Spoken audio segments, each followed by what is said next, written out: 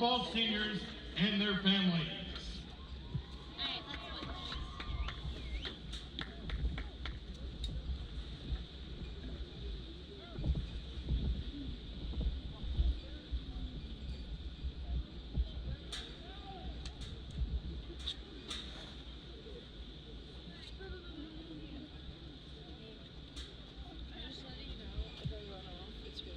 The first senior we would like to recognize this afternoon is number 0, William Green.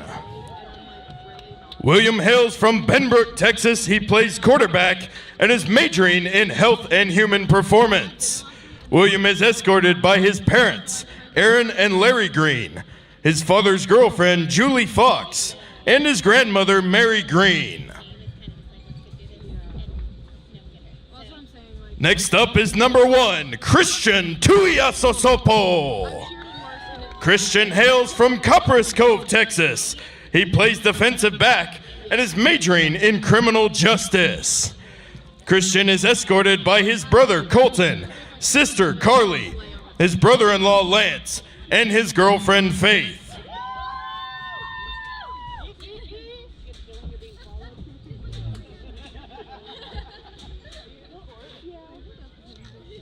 Our next senior is number 2, Jarian Allen. Jarian is a defensive back who hails from Tallahassee, Florida, majoring in business administration with a concentration in management with a minor in marketing. Jarian is escorted today by his girlfriend, Kaylee, his girlfriend's mom, Shauna Hanna, his aunt and uncle, Aaliyah and Glenn Maiden Sr.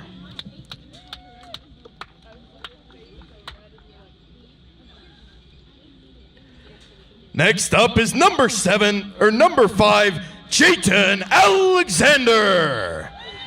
Jayton plays safety and hails from just down the road in McPherson, Kansas. He majors in business administration.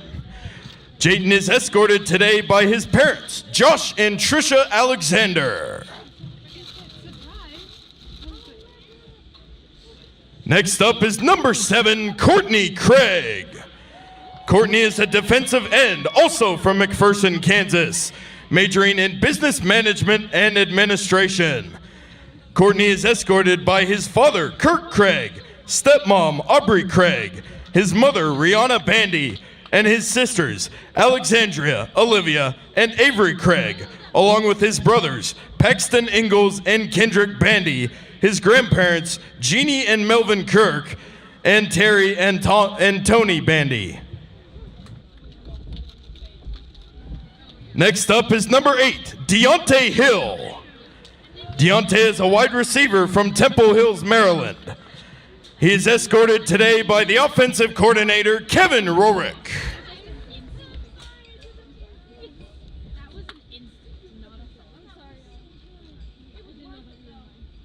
Next up is number 10, Glenn Maiden Jr. Glenn is a wide receiver from Fairbanks, Alaska, majoring in communications. He's escorted today by his parents, Aaliyah and Glenn Maiden Sr., and his brothers, Maurice and Jarius Maiden.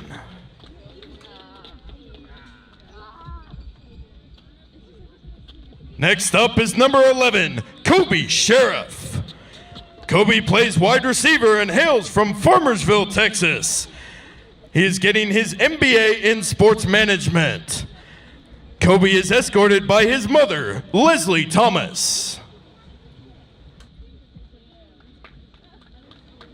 Next up is number 18, Nathaniel Heilig. Nathaniel is our kicker from Bastrop, Texas, majoring in health and human performance and business administration. He's escorted today by his parents, Dan and Elizabeth Heilig, his grandfather, Pete Heilig, his aunt, Yesenia Stanley, and his siblings, Isabella, Elijah, Jarius, and Mateo Heilig, as well as his best friend, Chandler Golemon, and his girlfriend, Olivia Jordan. Next up is number 24, Moises Haynes.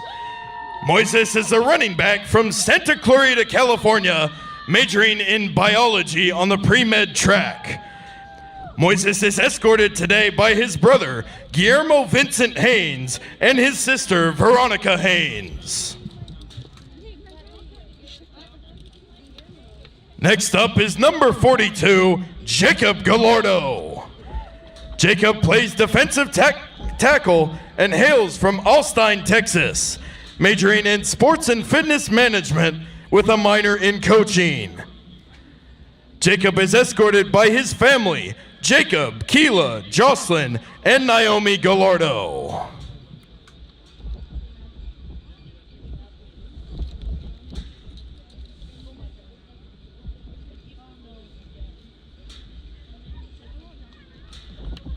Next up is number 43, Mitchell Lepke. Mitchell plays nose tackle and hails from Visalia, California, majoring in strength and conditioning and coaching. He's escorted today by his father, Dale Lepke, and his brother, Isaac Lepke.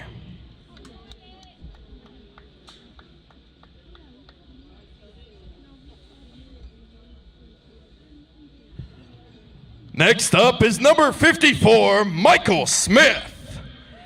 Michael plays defensive line and hails from Fresno, California, and is majoring in education and history.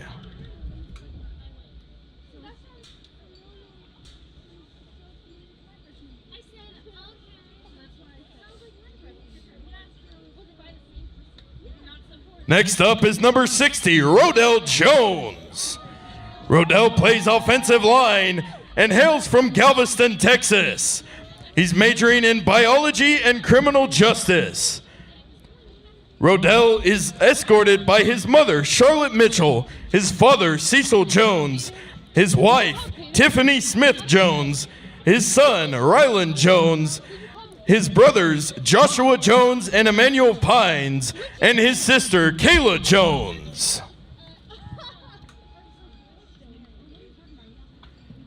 Next up is number 62, Christian Sagastagi. Christian plays guard and is from Crosby, Texas, majoring in criminal justice with a minor in psychology. Christian is escorted today by his father, Furman Sagastagi.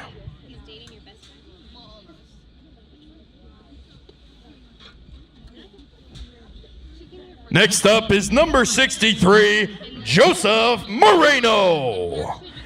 Joe plays tight end and is from Las Vegas, Nevada, getting his MBA in sports management. Joe is escorted today by his parents, Jim and Amber Moreno.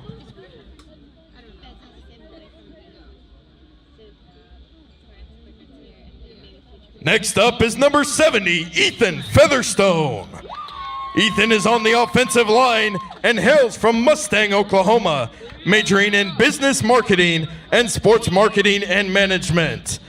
Ethan is escorted today by his father, Blake Featherstone, his grandmother, Ann Featherstone, his brothers, Brady and Logan, and his uncle, Brandon Hart, as well as his girlfriend, Lydia.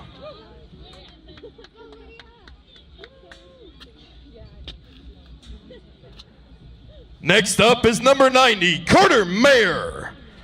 Carter is a defensive end hailing from West Bend, Wisconsin.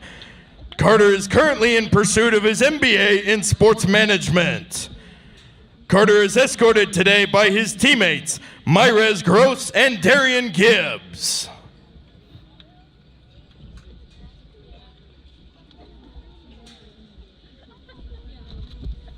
And last but certainly not least, number 95, Chris Vixama.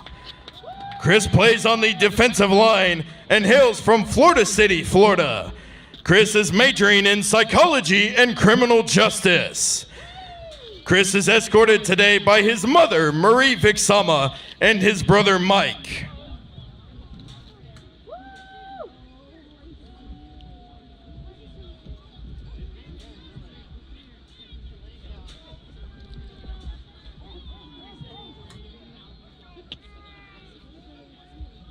And now, with the remaining parents of the remaining Tabor College football players, please stand to be recognized. Ladies and gentlemen, please give all these folks a round of applause.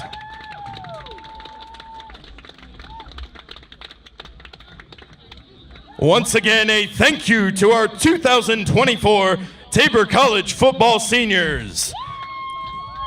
We thank you for the years that you've given us, and may God bless you in your next pursuits.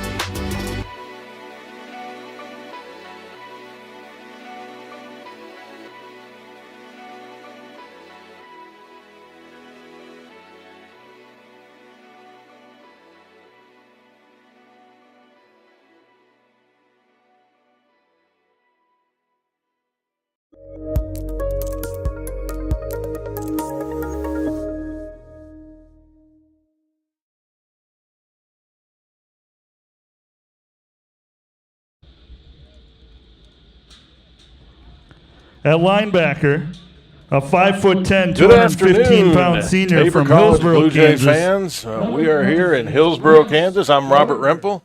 This is Joe Sechrist. And as you can see, Joe in the picture there, he's I'd say former official, but he's really still official. He just doesn't do college anymore. No college anymore. I'm doing high school, just high school now. So So it's good to be here. Well, welcome to the game today at Joel H. Weens Stadium. it's a windy day today. Temperatures around 60 degrees. Wind blowing from the southwest, about 20 plus, and maybe not as windy as last week. I think last week I wasn't here. I was at a rugby game, but it was pretty windy. Yeah, it's about the same. Last week we had a wind-aided field goal that was a record for the Blue Jays there by number 18. Nathan Heilig. Yeah, Nathan Heilig. That was a great kick with the wind. It was wind-aided, but he could have made it from another 5 yards back last week. Yeah, so congratulations to him. Well, like we were talking about a little bit ago, that kick got him Player of the Week. Yeah, that's awesome. So yeah, KCAC. Yeah, congratulations to him on that. So, yeah, we have Coach Nick Davis up here and Coach Mike Gardner. So this is Coach Davis's third year there at the helm of the Braves. And Mike Gardner, as everybody who's been around Tabor football know, he's been an integral part of this program, I think, since about 2001, or is it even 90s? I'd have to go back. It was the 90s. He was the assistant coach here. Under McCarty. Under McCarty, yeah, for 3 years, I believe, before he took over the helm. So this year, he's at 5-5 now. This game today would put him at 6-5, have another winning season. To go on his record, and he's done a great job with this group of guys this year. Yeah, it's been fun to see him play and kind of improve this last couple of weeks. They've been the comeback kids there on some of these games, and just kind of continued to do what he wants to during the game, and the game plan that they put together, and then kind of adjust at halftime has been really good for the Blue Jays.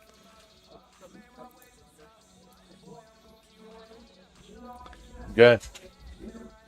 Yeah, and even if you go back to even look in his under McCarty season, he was assistant coach of the year in the NAIA at that point. So you could probably go back through the last 20 to 25 years that he's been a part. He had a little breakaway when he went to Malone University in there, but all his accolades, whether it's assistant coach of the year, whether it's several titles, KCAC titles, nationally ranked a couple times, a lot of things in there. So he's been a great addition to the Tabor Blue Jay football program and making it grow. And here we got Willie Green, who's been our main quarterback all year. I think there was one game when someone else came in, but yeah, he has 1,554 yards this season with nine touchdowns and 12 interceptions. So he's a junior from Benbrook, Texas.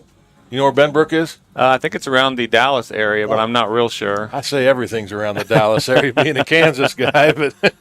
But defensively, the spotlight guy is Brooks Gardner. If that name sounds a little bit familiar, that is Coach Gardner's son, who actually played here at Hillsboro High School in town a few years back. And he's one of those that's got that extra time. He's had an injury that kept him out of 1 year, the COVID year, so he's got that playing, but he is the second leading tackler on the Blue Jay team. But I would question anybody who says he's not a presence everywhere on the field.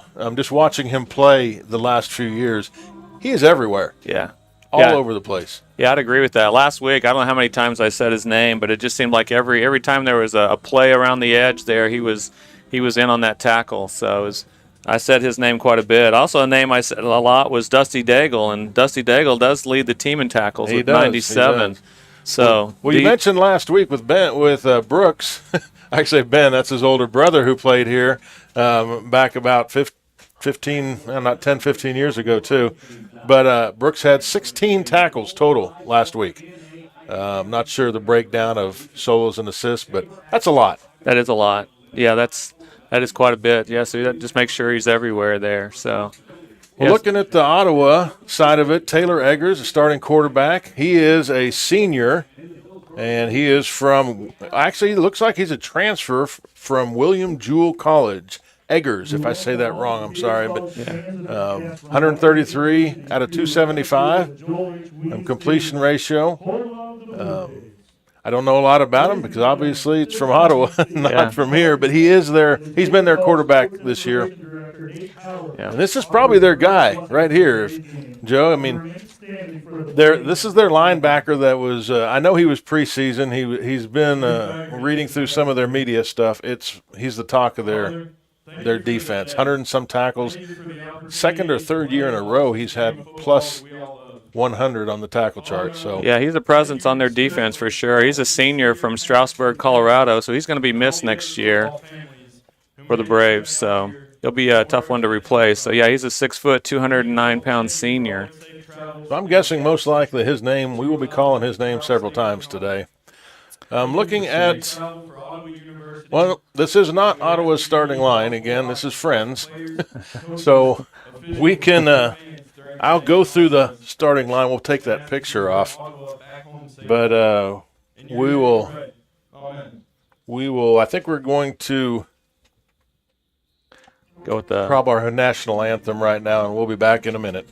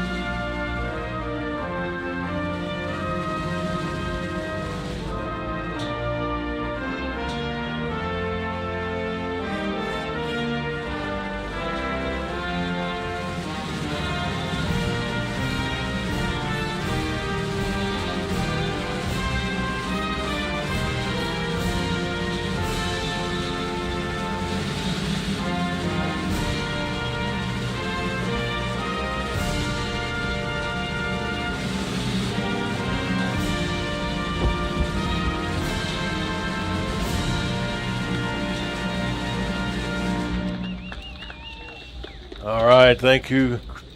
I don't think our band is here today. I was just looking for Chris Teichler, but it doesn't look like they are here, so that was just a played version.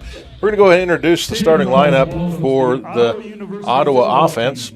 Number 77, Donovan Henry, a 6'2", 190-pound senior. 73, Shane Sexton, 5'10", 250-pound freshman. Number 58, Trevor Concher, a 6'1", 300-pound senior. 52, TJ Osa, 6 foot, 295-pound junior. And number 71, Jacob Jones, a 6'4", 280-pound freshman. And at tight end, Isaac Gibson, number 2, a 6'2", 235-pound senior.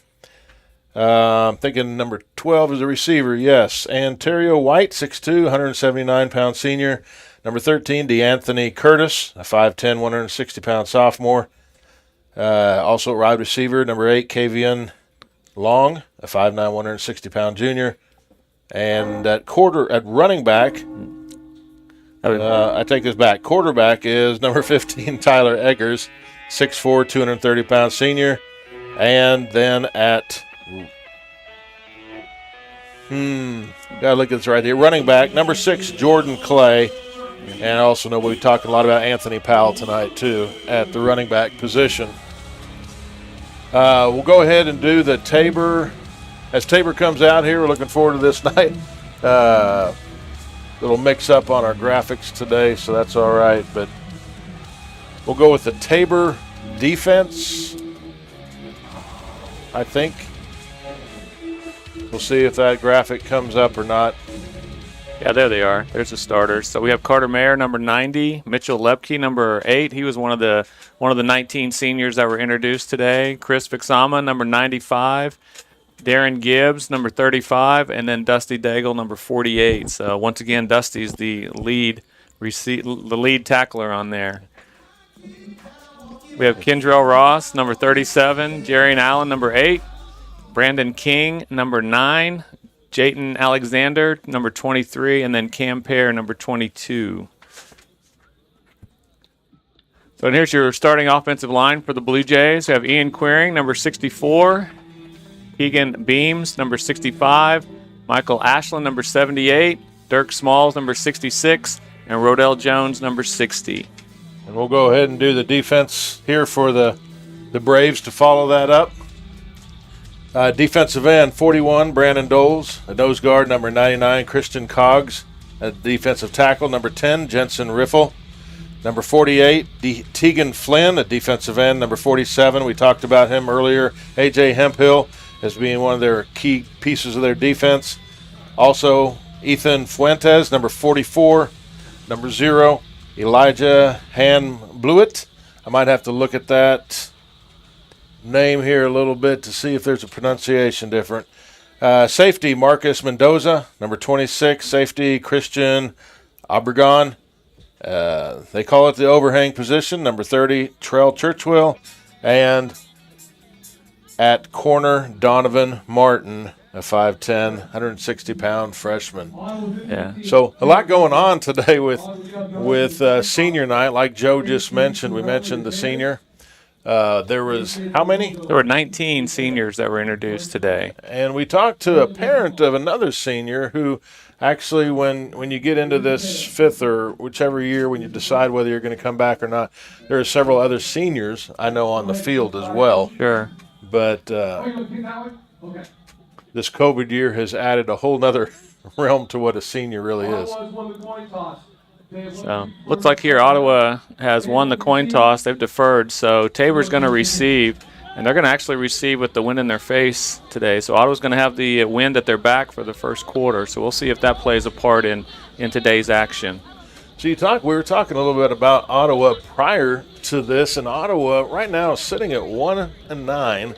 But if you would go back to the beginning of the season, in the media poll, coaches poll, they were picked to be second behind KW in the Bissell division. I still don't know if I say that right, but and they were receiving votes in the NAIA top 25.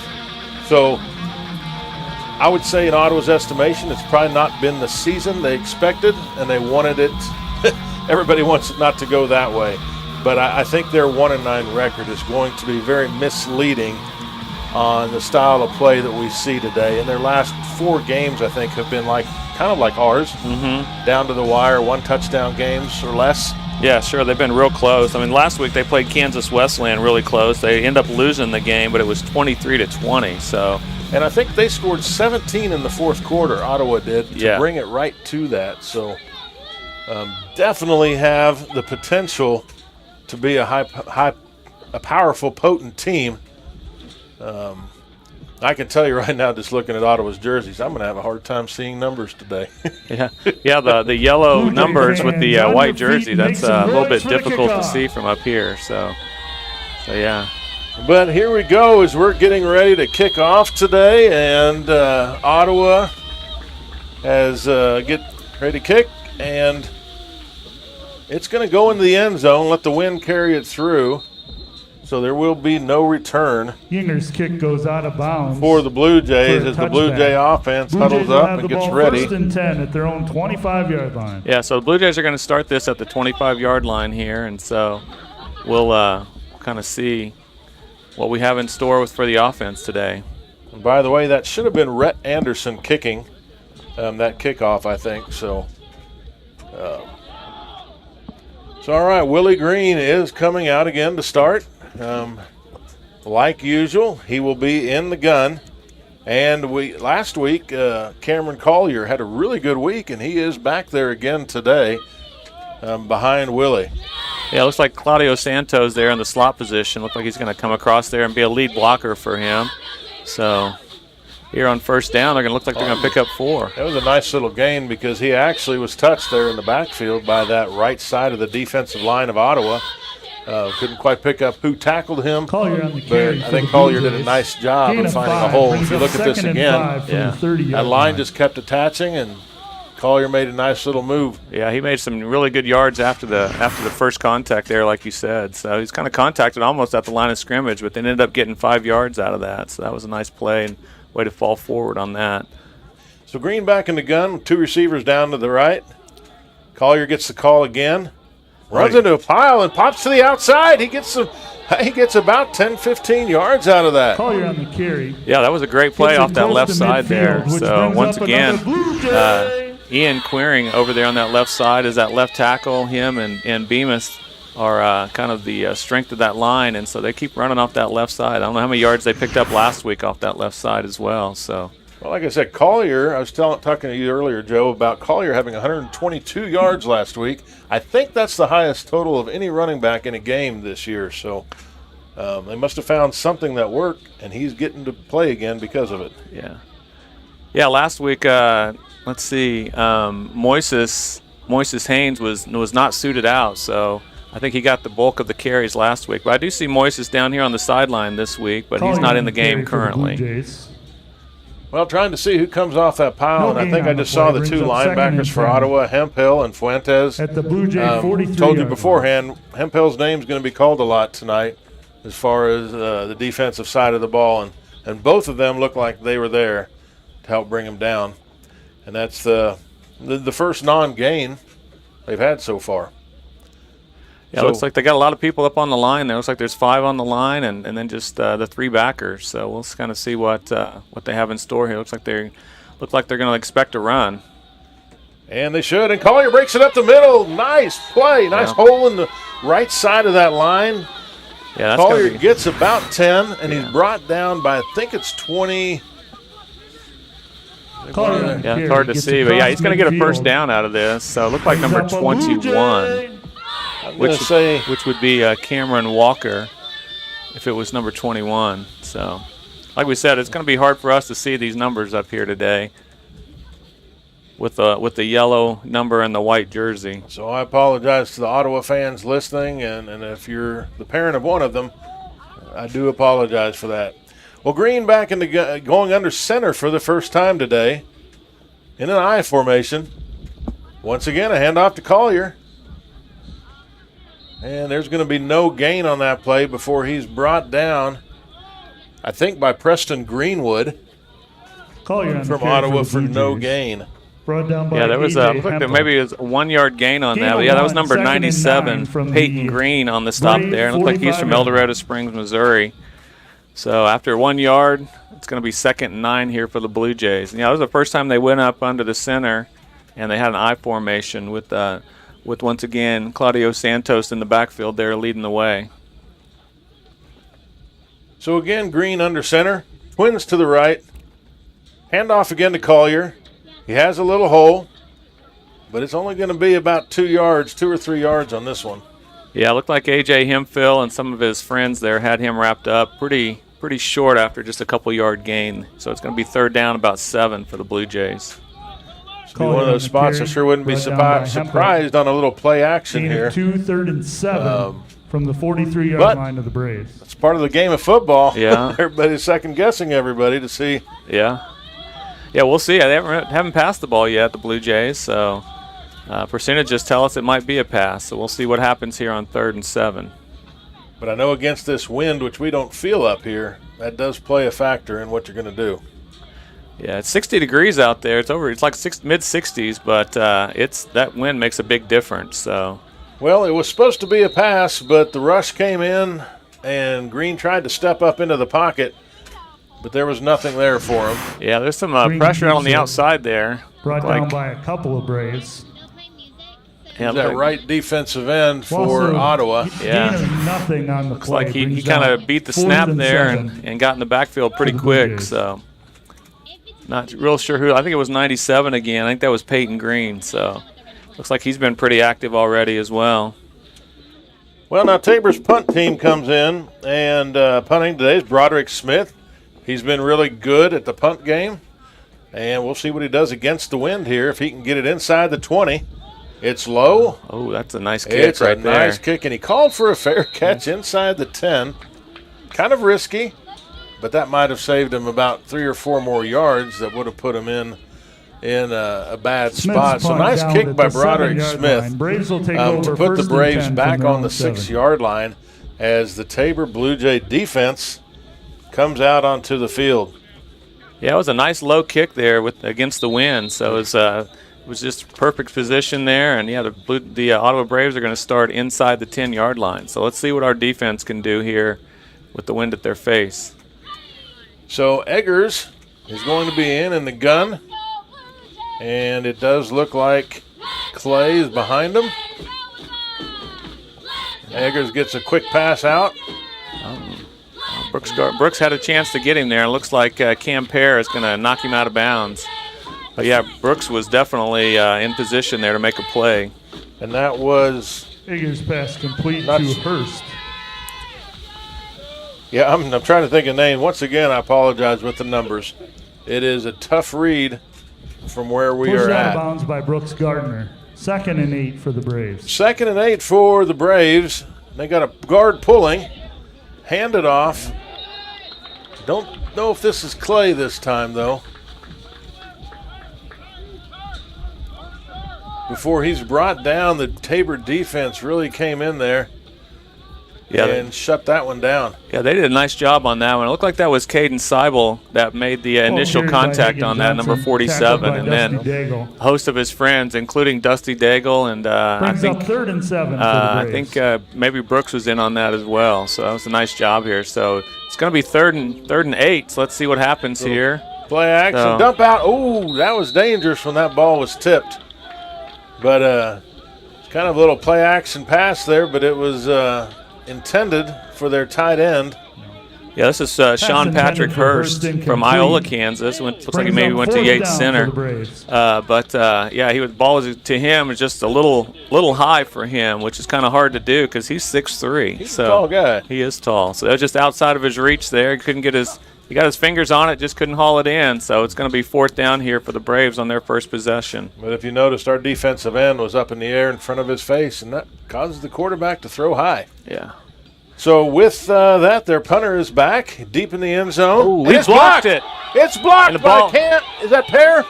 Oh, the ball hit the pylon. Okay, official. Ball hits the pylon. What do we got? Well, it's going to be a ball out of bounds.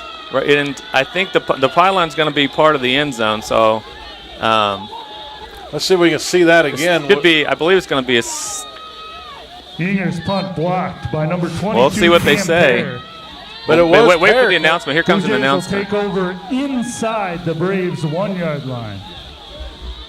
All right, we can't hear what the announcement was, but it looks like it's going to be first. It looks like it went out of bounds before it hit the pylon. So it's going to be first down for the Braves right there at the. Let's go Blue Jays. For the Blue Jays. Yeah, sorry. For the Blue Jays at the 6-inch line here. Well, what a play for Cam Pear coming in off the outside, under center.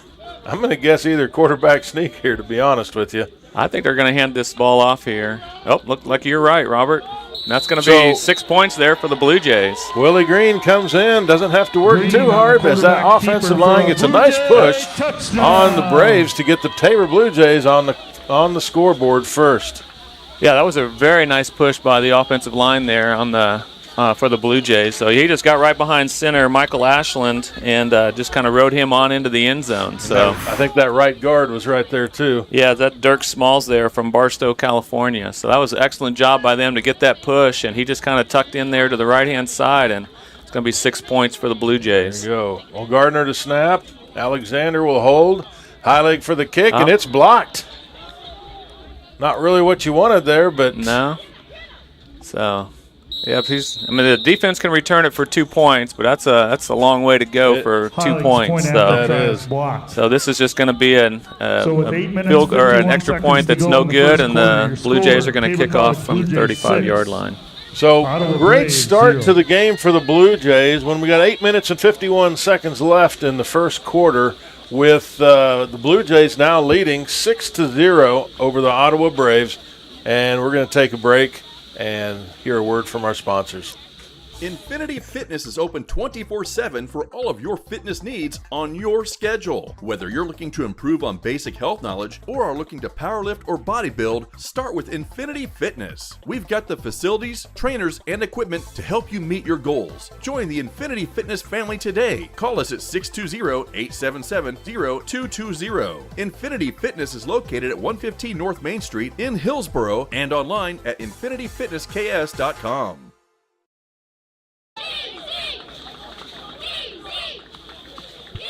So we're back here with the Blue Jays taking an early 6-0 lead over the Braves. One game around the conference right now. Kansas Wesleyan is leading Sterling 7-0. We didn't say this earlier, but this is the last week of regular season for the KCAC. I don't think Tabor has any chance to move on because even if they do win and K-Dub loses, they break the tie by K-Dub winning last week.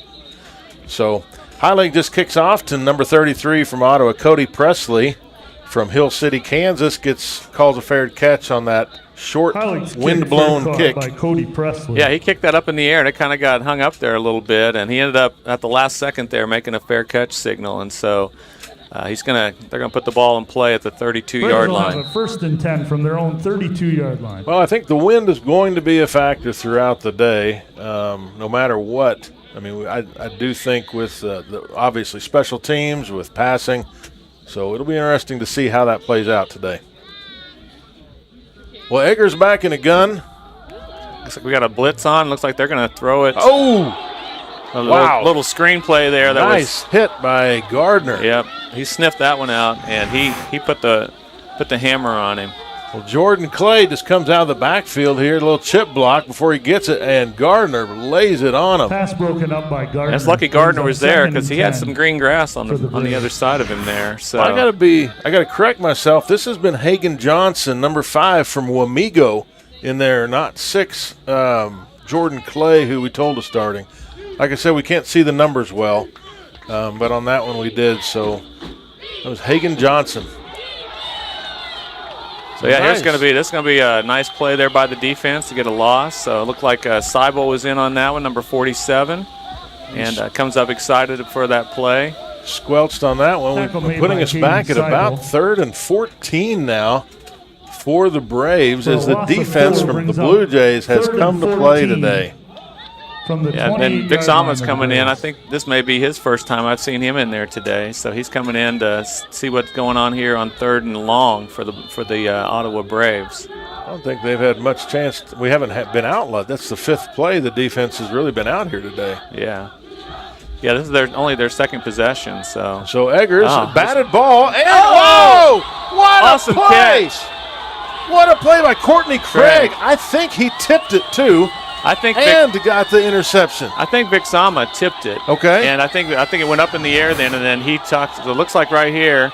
So yeah, Vic Zama got it. Vic Zama got it, and then Craig came and got the INT there. So awesome play by the defense. So wow, the defense for the Blue Jays came to play today because that's it. They had a block punt on a 3 and out, and now the Blue Jays are going to start here at the 26-yard line because of that interception. And what awareness by Craig. I mean, when you're not the one that tips the ball, you don't always notice that. And so for him to hear that, see it, whatever it was, laying out catch, I don't know. Coach Gardner might be thinking about moving him to tight end next week if we had another game. It was a nice play. That was a nice play to get that ball before it hit the carpet. So Green back in the gun, a little motion, handoff to Collier. He has an opening up the middle behind the line and gets about 7. So, yeah, that's some tough yards there for Collier, but he did get – it's going to be here 3rd. Looks like maybe he got 6 yards where they're going to mark it at the 20-yard line. So another nice push by that interior of the offensive line. And like Joe mentioned earlier, Ashland and Smalls, but also Beams, which Beams and Ashland are both from Concordia. Yeah. So they're like former teammates in high school even. Yeah, that's a good offensive line right there, especially in high school. But, yeah, to come here and to start for the Blue Jays, that's an excellent job. We're glad they're here. So it looks like our protection's a little bit shaky on this one, and Green gets out of it. It's going to get some yards here and jumps over a receiver and gets all the way down to the 10-yard line. With a big Blue Jay first down there. I'm going to have to make some corrections on that offensive line, though. I'm going to tell you that already. Beams is the left guard, but Rodell Jones is actually the center today. And I got to see who our right tackle is then. That's 79. He got a little hurt last week with a little leg whip, so I'm glad to see him out there. And that's Favor Clement out of Newark, New Jersey. Okay, so Rodell Jones is the center today instead of Ashland. And I know he's played that before, so another handoff to Collier. Has a little opening in the middle. Yeah, and he got met there by a linebacker. And I don't know if that was. That looked like Fuentes and also number 99 Cogs, which are two of the players I had highlighted as far as big on tackles. But we got a Blue Jay down. Oh, that's Collier right there. He's down. That's not good for anybody, but when you talk about Collier's impact so far in this first quarter, he's had a lot of yards. So we're going to go ahead and take a break as they look into what's the problem with Cameron Collier, and we're just praying that he's okay. Don't let flashy ads and short-term specials with fine print entice you into hidden charges and slower speeds for your broadband. Work seamlessly, stream continuously, and game uninterrupted. TCW is the only provider that offers Hillsboro the reliability of an underground fiber connection to your home or business. Switch today to experience the best with TCW Fiber Internet.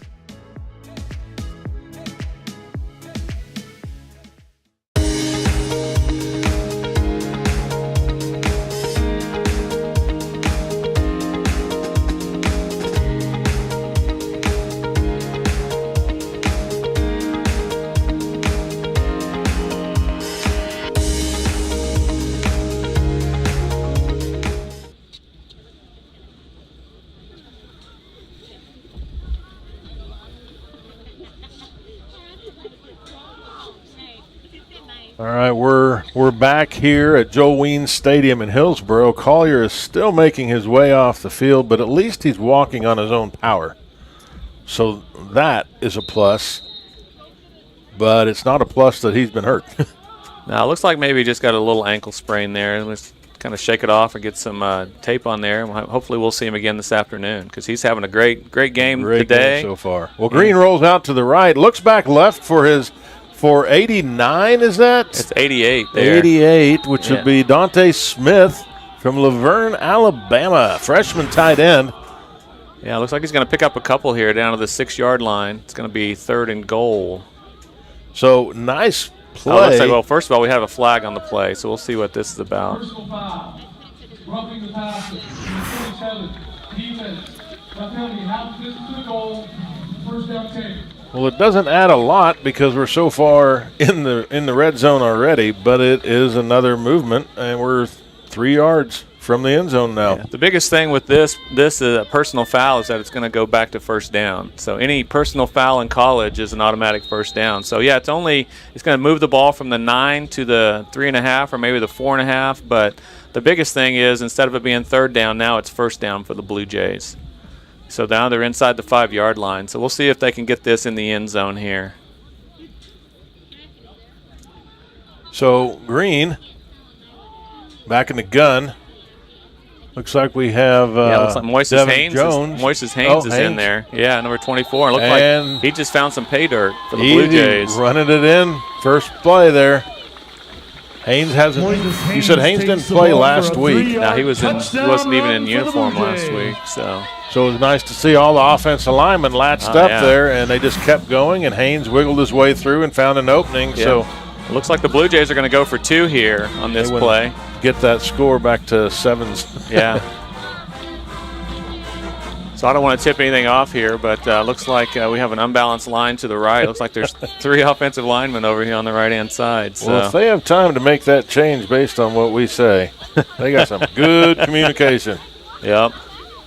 So Green rolls out to the right, finds a receiver, has a man, but it's just a little late as I can't see the defender. That was Dante Smith, the intended receiver on that play.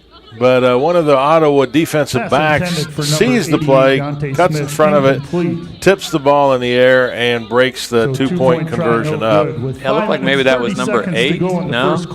Yeah. Your score, Tabor I cannot tell who that was. Yeah. I don't know. Maybe that's number 3, Donovan Martin, out of Plano West, out of Dallas, Texas. Well, I think I need to do a better job with telling you time. I'm just noticing on your feed that the time is not keeping up. So we're at 5 minutes and 30 seconds left in the first quarter. Tabor takes a 12-0 lead over Ottawa on basically some miscues. I mean, we had that block punt for the first one, and then this one was a tip ball with an interception by the Tabor defense. So the Tabor defense has hardly been out on the field today. Yeah, well, when they've been out there, they've been wreaking havoc, and they've had a couple of turnovers here, so that's been good for the Blue Jay offense to start with such a short field. For the kickoff. So it's it's unfortunate that they missed that extra point and just missed this 2-point conversion. But the defense is playing really well today, and the offense is taking advantage of that and making them pay. So wow, I don't think we really understand the wind. Based on that kickoff by Heilig, that ball was kicked high and it was going for deep, and it just settled there about that 35-yard line, and it almost came back. Well, the thing is, I believe it was touched by a Blue Jay over there. It was trying to bat the ball back in bounds. It looked like a Blue Jay player touched it, and this is actually it should be a kick out of bounds, because in order for it to not be a kick out of bounds, the receiving team has to touch it. And they did just throw a flag after they were conferring, so I'm guessing they're going to agree with Joe Sechrist, the great official.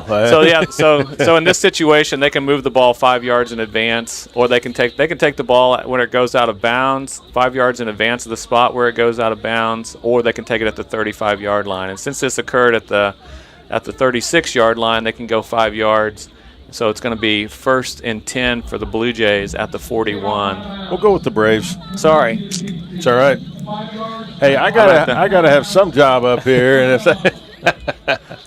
well, it does look like we have the time corrected now on our screen. So if you are watching and not just listening, hopefully that is up to date now. And sometimes with all the technical things, we haven't had a chance to recognize the video crew, the all that, but they do such a great job up here with that. Yeah. So Eggers back to pass, has a man, but not before Jerry and Allen meets them right there and breaks that up. Yeah, this is the best field position the Braves have had today. But that was a great play by Jerry and Allen there to break up that pass. And that was the Anthony Curtis, the intended receiver over there from Southgate, California. So nice job by the Blue Jay defense once again. And we can look at it again here as Jerry and Allen approaches really fast and just can't quite see it, but he breaks it up right as it happens. Eggers this time hands it off. I'm pretty sure it's still Johnson in the backfield. Johnson is listed as a wide receiver, but obviously he's been moved to the running back position today. Johnson on the carry for the Braves. He's from Wamego.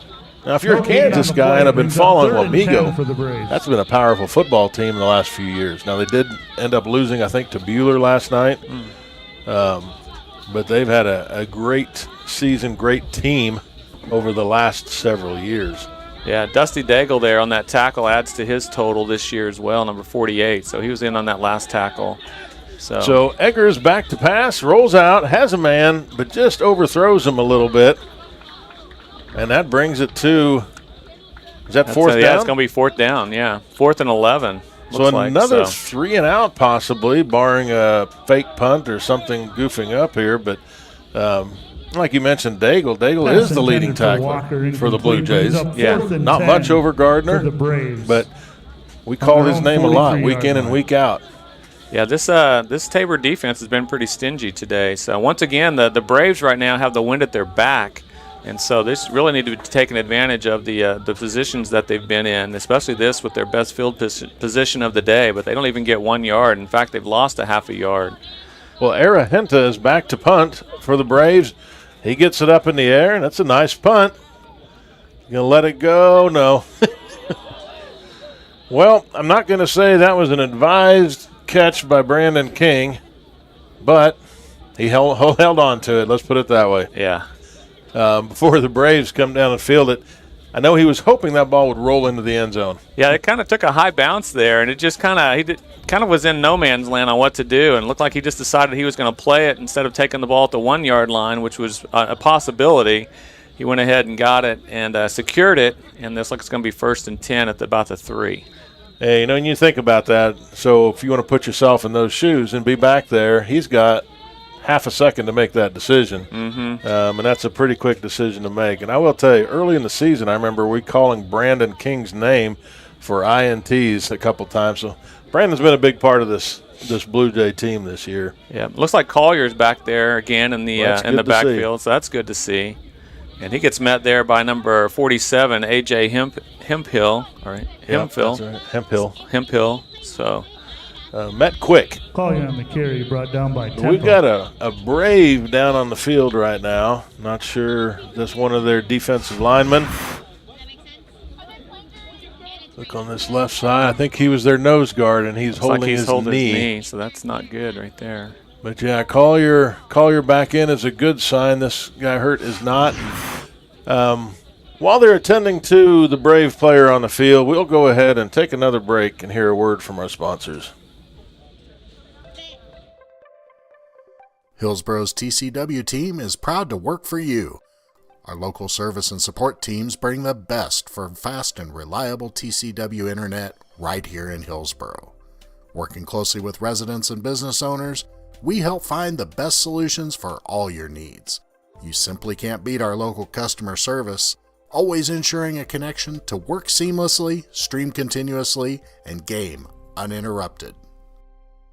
Many of you know that the Eitzen Agency insures churches, Christian schools, and other related ministries. A coverage that is overlooked for most businesses is proper cyber liability. Has your business ever been hacked? Do your employees click on links that they shouldn't? Your business could be shut down and have extreme costs if this happens. Cyber liability can reduce these costs. Give us a call at the Eitzen Agency to discuss this valuable coverage for your business at 580-227-2553 or find us online at eitzenagency.com.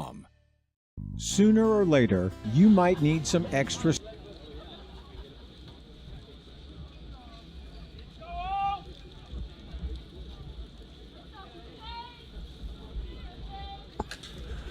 Well, we're back here as they are getting their player off the field, and I don't think, based on what we see, it looks very promising. I mean, who knows, a sprain or something, but it looked like it was a knee. And he is not moving well. Yeah, he's not moving real fast as they get him off to the sideline over there. And I pray that that's not anything serious, and it's just, yeah. Be nice to be able to see him back, too, before this game is over. Yeah. Yeah, so we'll see what the Blue Jay offense can do here. So Green is under center. Little motion on the side. Collier again has a little opening on that left side before Hemphill hauls him down. And it also looks like Preston Greenwood Collier on the carry, brought down by Hemphill. had a piece of that.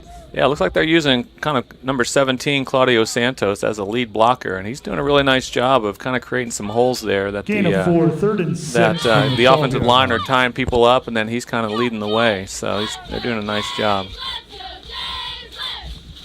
So it's a different look than previous weeks, really, when you think about what our offense has done. So Green back now. He's in the gun again with a receiver on each side. Little motion again by Santos. Looks like Santos is open out here in the flat, but he's going to take off and run. That looks like that might. Oh, that was a little room. Yeah, that was a great play by the defense to keep him down over there. It looks like number 27 for the Braves. Maybe that's Jaden Thatcher. And Mendoza, number 43, was also there. But Green had the option. From our view, it looks like I wish he would have cut it in. 14-yard line, but that's enough for. But it is enough for a Blue Jay first down. Fell forward for a first down. So nice job there to get that first down. What the contact was looked like a little short, but Green kind of overpowered him there and kind of drove him back. So nice job. So definitely a design pass play, but Green did not wait long to look for a receiver.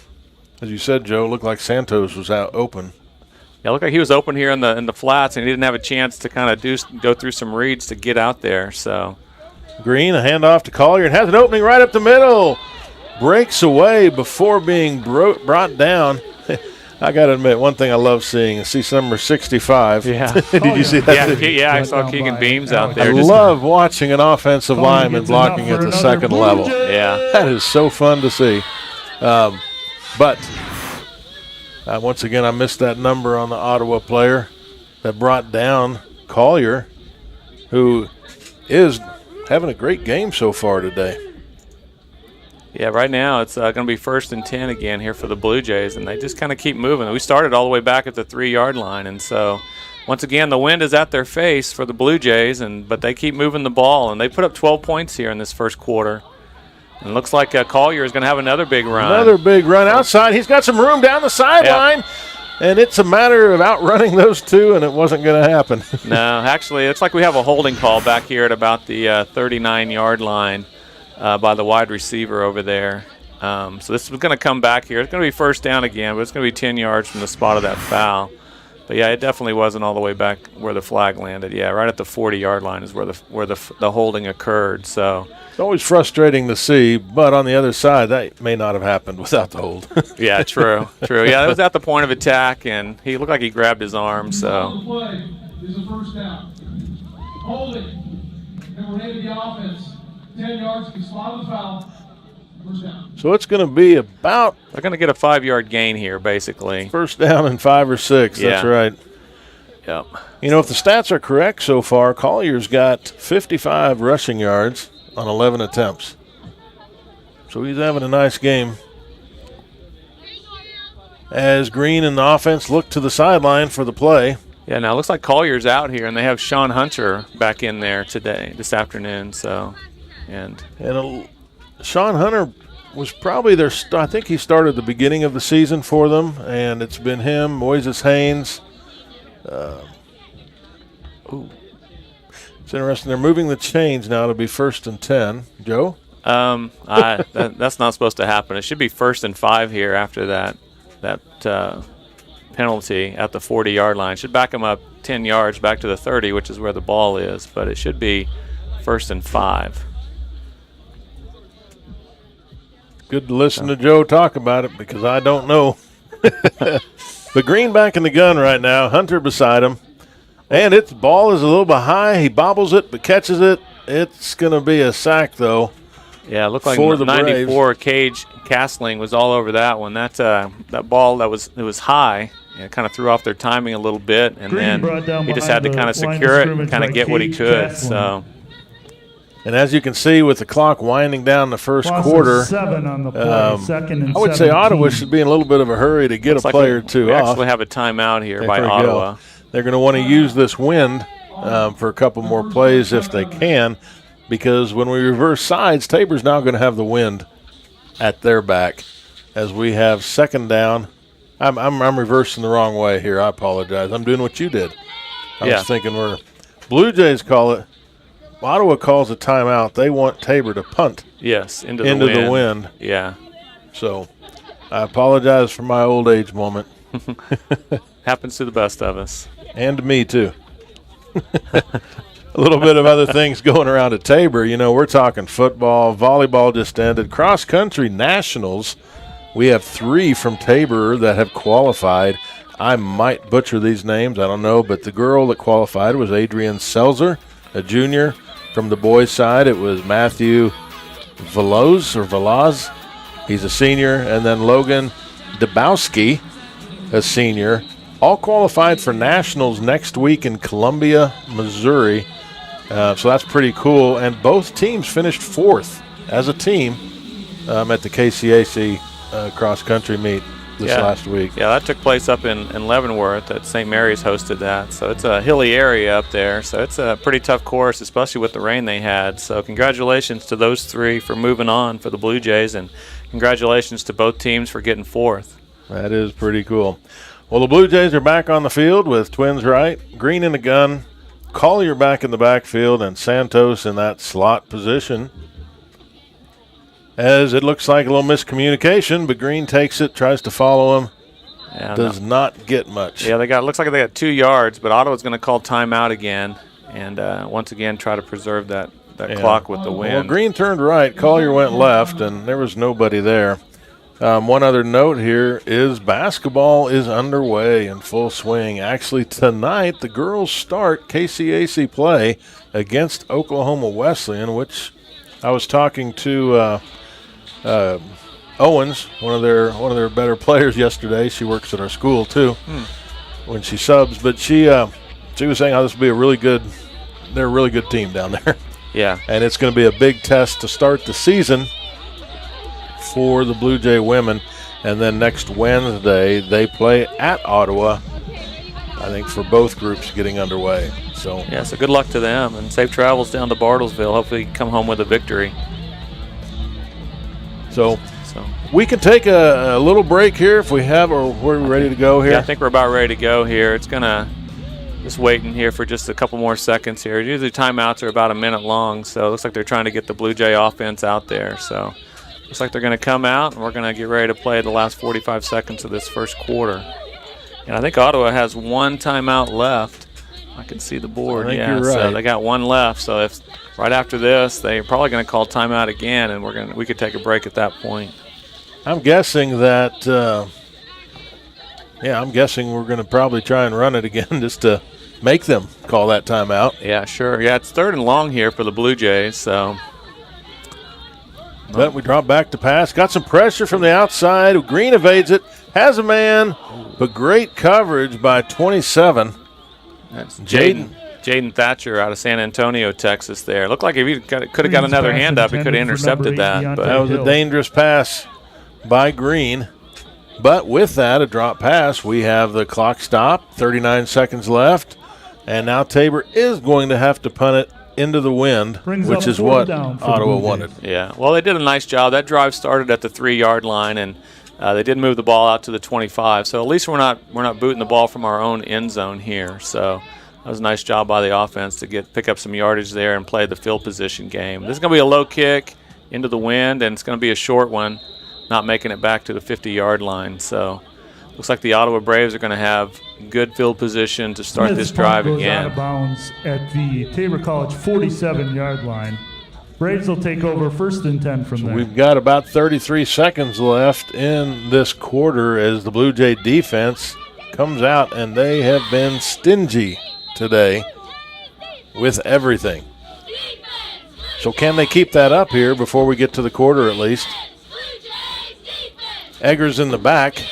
Looks like Johnson beside him. Receiver on each side. Eggers back. Looks to throw. Looks deep. No. And it's not on target as it's intended for. Once again, looked like that was number 13, DeAnthony Curtis again out there. And once again, we had coverage by Jerry and Allen. That was really good coverage. And that ball went up in the air, and it kind of floated just a little bit. But, yeah, it was a little bit too much out of reach for the offense there. That is correct. So Eggers back. 2nd and 10 for the Braves. Looks like they're going to go a little bit shorter this time. It's batted down again by that interior line. That looks like that was number 43. That would look like Mitchell Lepke on that one. So, yeah, that ball just hit his hand and went straight down to the ground. It was a nice job by the Blue Jays. We're at 3rd and 10 already. And we still have 25 seconds left in this first quarter. Well, if they can't get first down here, they might call timeout again to once again try to get the ball, punt the ball with the wind here right before the change of quarter. See if they want to use that last one on that or not. But we got twins on both sides for Eggers. And he has a pressure from the outside, and he's brought down by Courtney Craig. Yeah, excellent play there by Courtney Craig. Quarterback. He's having a good game. He had an interception earlier, and now this sack for loss here. It looks like they're going to let the clock go ahead and run all the way out. Probably save one timeout at least because I don't think so, actually. I think they're going to actually call timeout with a second left here. Yep. So yeah, there's going to be another second on the clock, I think. Yeah, I think so. Before the quarter ran out, we have a called timeout. Ottawa. That is their 3rd and final timeout of the half. Game clock operator, please put 3 seconds on the game clock. Thank you. As you heard there, they did call the timeout. Ottawa's now no timeouts left if they do get something going. That's a little bind to play this wind position game. And they will get to punt with the wind now. And, well, their hope is they do what they did last time. Pin them deep here. Yeah. As Arahenta will be coming in to probably punt on a 4th and 20. It's a 19 play. Yeah, so getting a look at the Tabor Blue Jay cheerleading squad here today. So it's nice to have them out there. They're in a full uniform as well. A little bit cooler than it's just so cool, 2 weeks ago. So I don't know if you guys can get a shot of the flag or not, but you kind of show everybody how windy it is out here today. But yeah, it's definitely windy, and it's making a difference here in this first quarter. So that's right. Yeah, there we go, right there. Yeah, you can kind of see the winds howling there out of the south, so it's blowing from south to the north, or our right to the left. So. Well, and earlier in the game, too, I mentioned that our band wasn't here. Well, they are here now. So Chris Steichler and the Tabor Blue Jay Band will be playing now and then. So.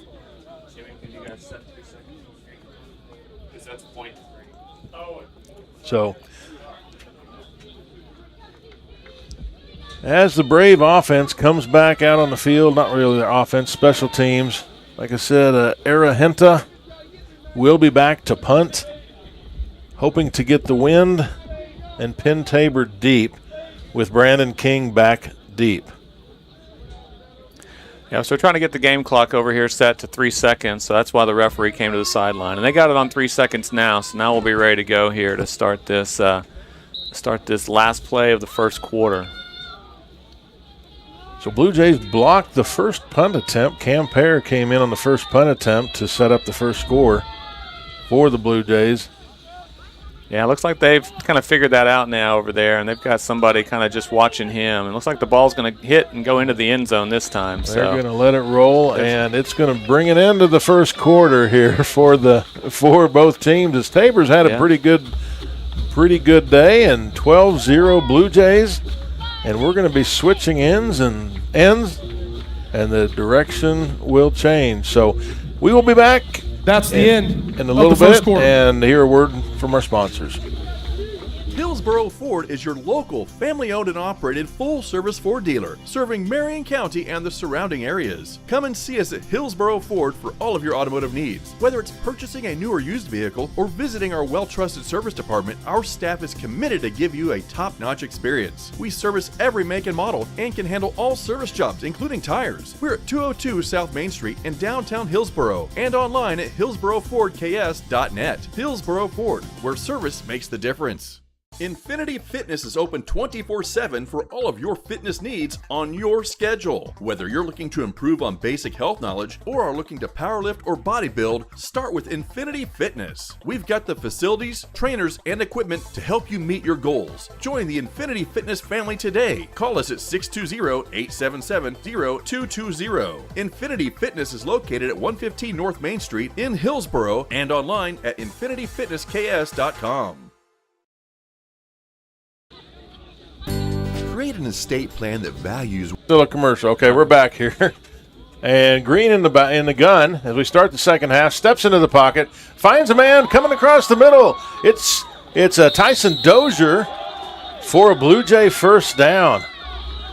Yeah, Green had some pressure in the backfield that time by number 47 Hemphill, but got away from it and connected on that pass. So nice job. Well, he stepped up, and that linebacker actually was covering Dozier, but as soon as Green stepped up in that pocket, you could see it brought him up, leaving Dozier alone to get that pass. So nice play by Green and Dozier, continuing on their routes to get that Blue Jay first down. So Green and Collier behind center. Hand off to Collier right up the middle. Yeah, that was a nice play up the middle there that time, and good stoppage there by the Ottawa defense. Charlie 44 is Fuentes this time. Yeah.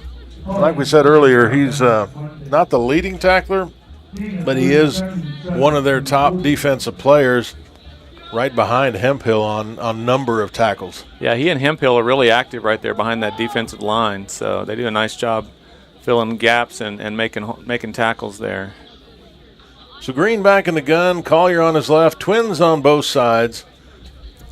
As Jones goes in motion, it's another handoff to Collier. He has an opening to the right side and gets about 11 or 12 before being brought down. Well, that was an awesome play there because he got hit at about the 45-yard line, and he just carried some people all the way up to the 49. So he got 4 yards after contact. So nice job by Collier there. So him being hurt early, looks like he's healthy now. It doesn't look like it's a problem. No. Mendoza is the one I think that was on that tackle, 43, for the Braves. So once again, same formation as last time. Yep. Jones back in motion again. Yeah. I wonder if he's getting tired running across the field like that. I think I would be, but I think so too. Green, plenty of time, finds Dosher before being wrapped up, and Dosher's trying to dance around a little. Kind of gets stood up. That's when it gets a little dangerous. But he got nailed before he went down there by Ottawa. Yeah. Green did a nice job getting his feet set that time, and once again, number 97 put the hammer on him. Peyton Green kind of came in. Sometimes it's just best to take what you got and go down. It is. And but 97 put the power to him right there. So too many times you watch those Tyreek Hills, or I'll go back a few years before that, Dante Hills, that can make anything happen. Green is alone in the backfield. This time Dosher in motion, but Green's keeping it all the way, and I think we're 97 again. Yeah, that's Peyton Green again there. Did a nice job with that nice low tackle. He said not this time. He was there. Yeah, they actually lost a yard on the play there, so that's going to bring up third and 8 here for the Blue Jays. So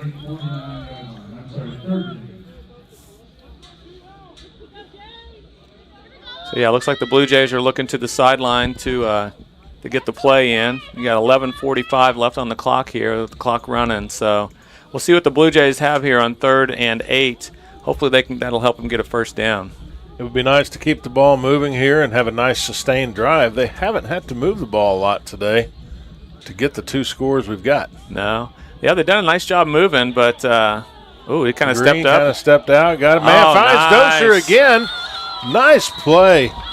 Green was under a lot of pressure. He stepped in to run, had to back out of that. It kind of looked like Patrick Mahomes right there. Kind of stepped up and backed out, and got out of pressure, got out of trouble right there, and whoop, and kind of went back and just did a nice job of getting the ball to Dozier. Dozier did a nice job continuing on the play there, and he gets paid for it. So it's a nice gain, and that's a way to move the chains for another first down for the Blue Jays here. So taking advantage of the wind, or whatever way you want to look at it, we're putting on a nice drive. We've used up almost 4 minutes of this second quarter already on this drive. Yeah, so that clock continues to run because they either keep running it or they have some completed passes. So once again, Jones in motion here. So, it looks like Jones is open out there. But he can't. Green does not see him before he gets brought down. Yeah. And that looked like that was was that Eric? Looked like 48 there. The Tegan Flynn? Tegan Flynn out of Lawrence, Kansas. Looked like he went to Independence Community College before transferring to Ottawa. So, yeah, it's a nice job by Green there to hang on to the ball because he was getting flung around pretty good. But, yeah, it's going to be a big loss here for the Blue Jays. So it's going to be a loss of about 9. So it's going to be 2nd and 19. As Joe said in that play, he had a receiver downfield, but at that time Green's already trying to scramble. Yeah. So he did not see him soon enough to make that decision. Green back. Once again, twins on both sides. Collier beside him. So Jones in motion. We just need a couple more yards here to be in field goal position for Heigl. So Heilig. Sorry, I'm never going to get that name right. For Heilig, who had a great field goal last week. So we need a couple more yards here, and then we could send him out there and hopefully get another 3 points. Well, that's true. It was a nice pass to Kobe Sheriff. She comes across the middle too. Yeah, it was a nice job there by the line to hold that pocket in place, but. Yeah, not much gain on the play, but they are moving the ball in the right direction. What do you think he needs to get to for Heilig, knowing that he probably could kick close to 50 yards in this today? Yeah, I think they need to get at least to the 35-yard line here before they would send him out there. So Green back to pass. It was an empty backfield. He's going to have to run, and, found a little extra time. Oh, yeah. He needs to get rid That's a little frustrating to watch when he could have gotten rid of it. Yeah, he just ran out of time there, and Fuentes kind of got up and stayed with it and got the sack there. So when I said the 35-yard line, I meant on the other way? Yeah, I meant the other side. Maybe he heard you and thought, I can get to this one easier. Needless to say, it went the wrong direction. I know that's really frustrating when you kind of hope he's going to throw it out. Yeah. Because he was in that position. So yeah. Well, this brings up 4th down and forever here, so they're gonna punt. Hopefully take advantage of that win. Smith has been a really good punter for the Blue Jays, and he's from Purcell, Oklahoma. Ottawa was coming. They wanted to block it, but Smith gets a nice punt. Takes a nice bounce, and it's going to bounce. Yeah, it's going to go out of bounds at the 2-yard line. 2-yard line. You talk about it. You can see Broderick Smith. He's excited. He's pumped up. That was an awesome punt for him. Yeah, that took a nice bounce there. Just kind of took a right turn and just headed for the sideline. We'll see if they've got that on camera. Yeah, that thing just turns and goes. Beautiful punt by Blue Jays Broderick Smith as the ball switches over to the Braves side with 18 left. So see what the Braves can do now going against the wind. That obviously affects their pass game on how they do things. But Eggers has 2 in the backfield with him this time. Yeah, let's see. The handoff, and look, if it's Johnson, he's been the main one back there today so far. It looks like that's going to be a 2-yard gain for the Braves here on 1st down. Looks like Gardner and Daigle were 2 of them there. That's not uncommon. I could probably say that most times. And this looks like Anthony Powell, number 23 for the Braves back there. They got that 2-yard gain. Okay. So yeah, that's going to bring up 2nd and 8 for the Braves.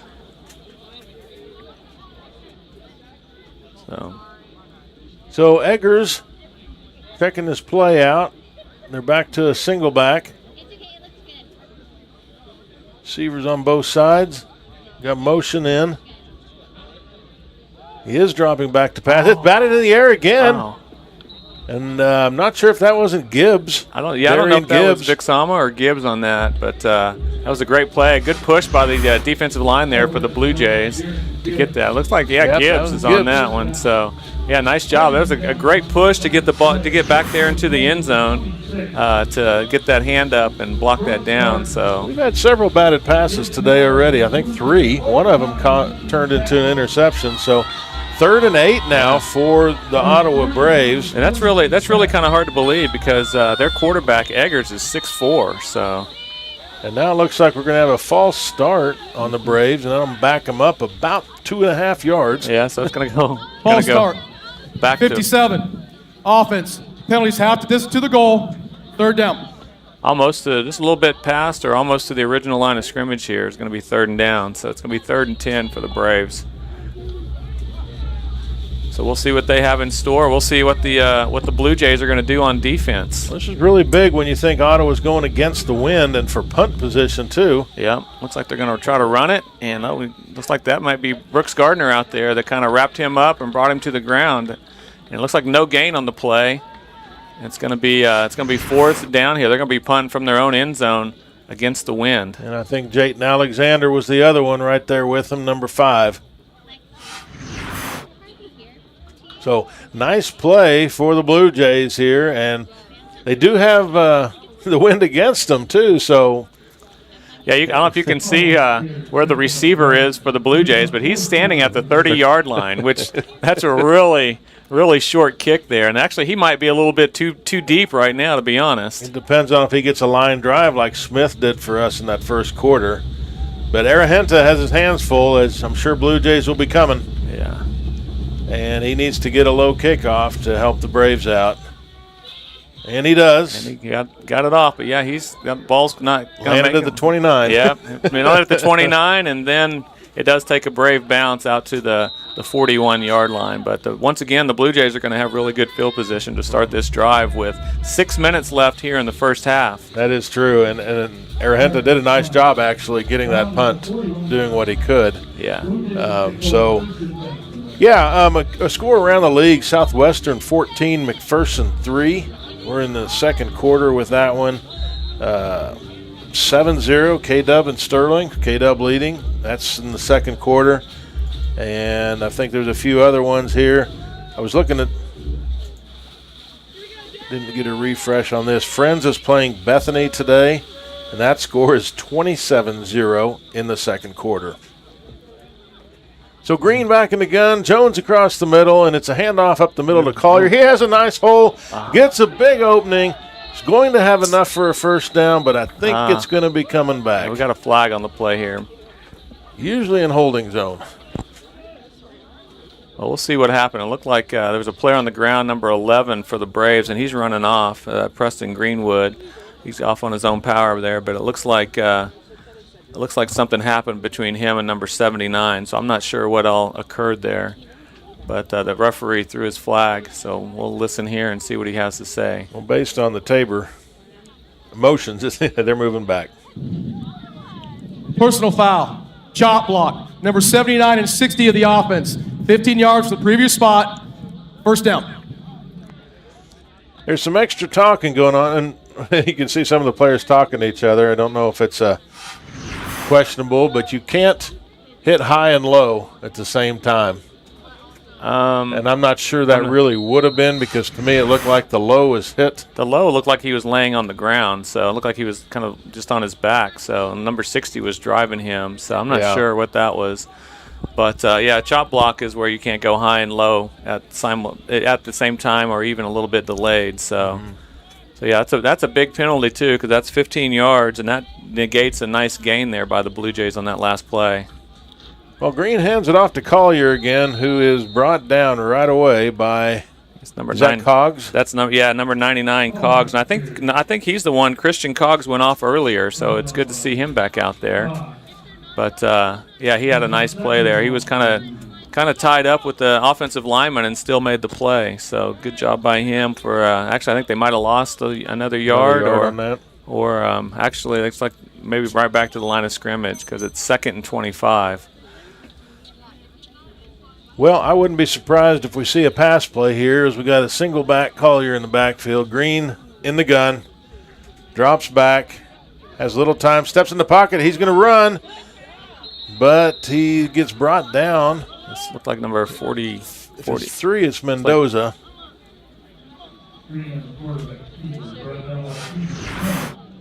Yeah, Flynn like is what the announcer said. So that's what I thought was 48, Tegan Flynn on that. So here's something for you young kids out there. You need to get up with your back to the press box so they can see your number, so you can make the announcement.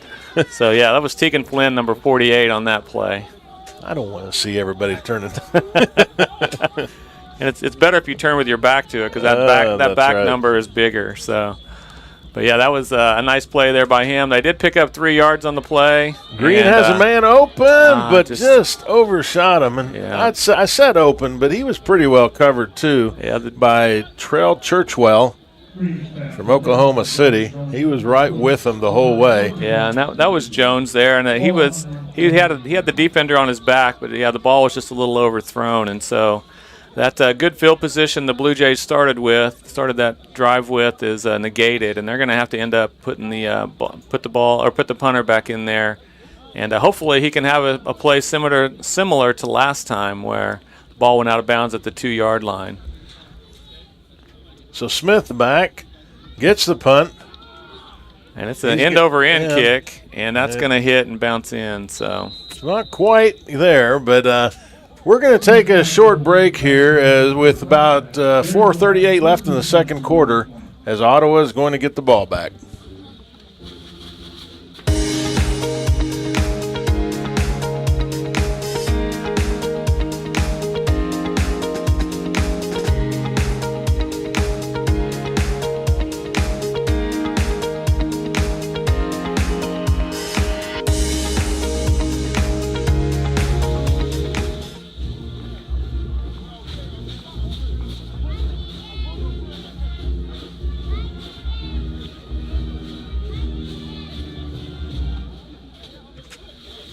So we're back here, and thank you to Chris Teichler and the Tabor College Band for providing some music in the breaks. Got 3 seconds of the shot clock. I say shot clock. Play clock is getting down. Not basketball season yet. Not yet. Well, not to some, as he finds Curtis again, it looks like. Yeah, it looks like D'Anthony Curtis out there, and once again he gets wrapped up by Jerry and Allen, who had a nice play on that, where he caught it, and then he was immediately wrapped up and brought to the ground. So. Well, Eggers hasn't completed a lot today either, though. So actually, I'll correct that. That was Brandon King out there from Carthage, Texas on that play. So that was a nice job. So Eggers back. Well, play action reverse there. Here. Looks like they got a couple of blockers here. And he has a big gain or had some room. Yeah, and Jerry and Allen there, he did a nice job just kind of holding his ground and kind of forcing him out of bounds there on the side. So that is going to be enough for a first down. And that was Kia Vion long from St. Louis on that reverse. And he had some room. So nice play for Ottawa, not for the Blue Jays, but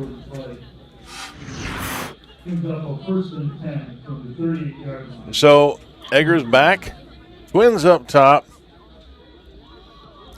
Another fake handoff, but this time Eggers keeps it. And it's like Seibel brought him down. Or Santos. Caden Seibel on that play. So. That's right. I'm looking at 17. Yeah, nice job by him there just to stay at home and make the play.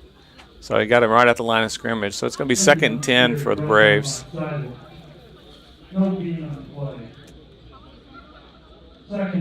Around the league, too, today, Avila beat St. Mary's 32-24, and it looked like the tale of two halves where Avila scored their points in the first half, and then St. Mary came back to break it a little bit closer.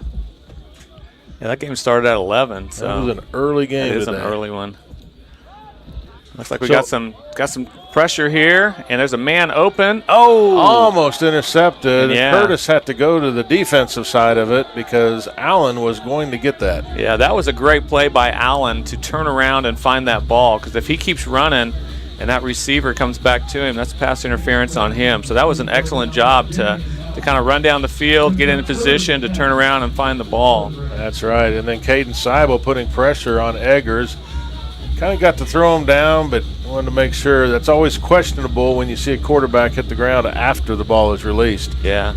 On that play, the intended receiver was number 12, Ontario White. So ball was in. Once again, he's throwing that ball against the wind, so that's why it came up just a little bit short there, I believe. So Eggers back again.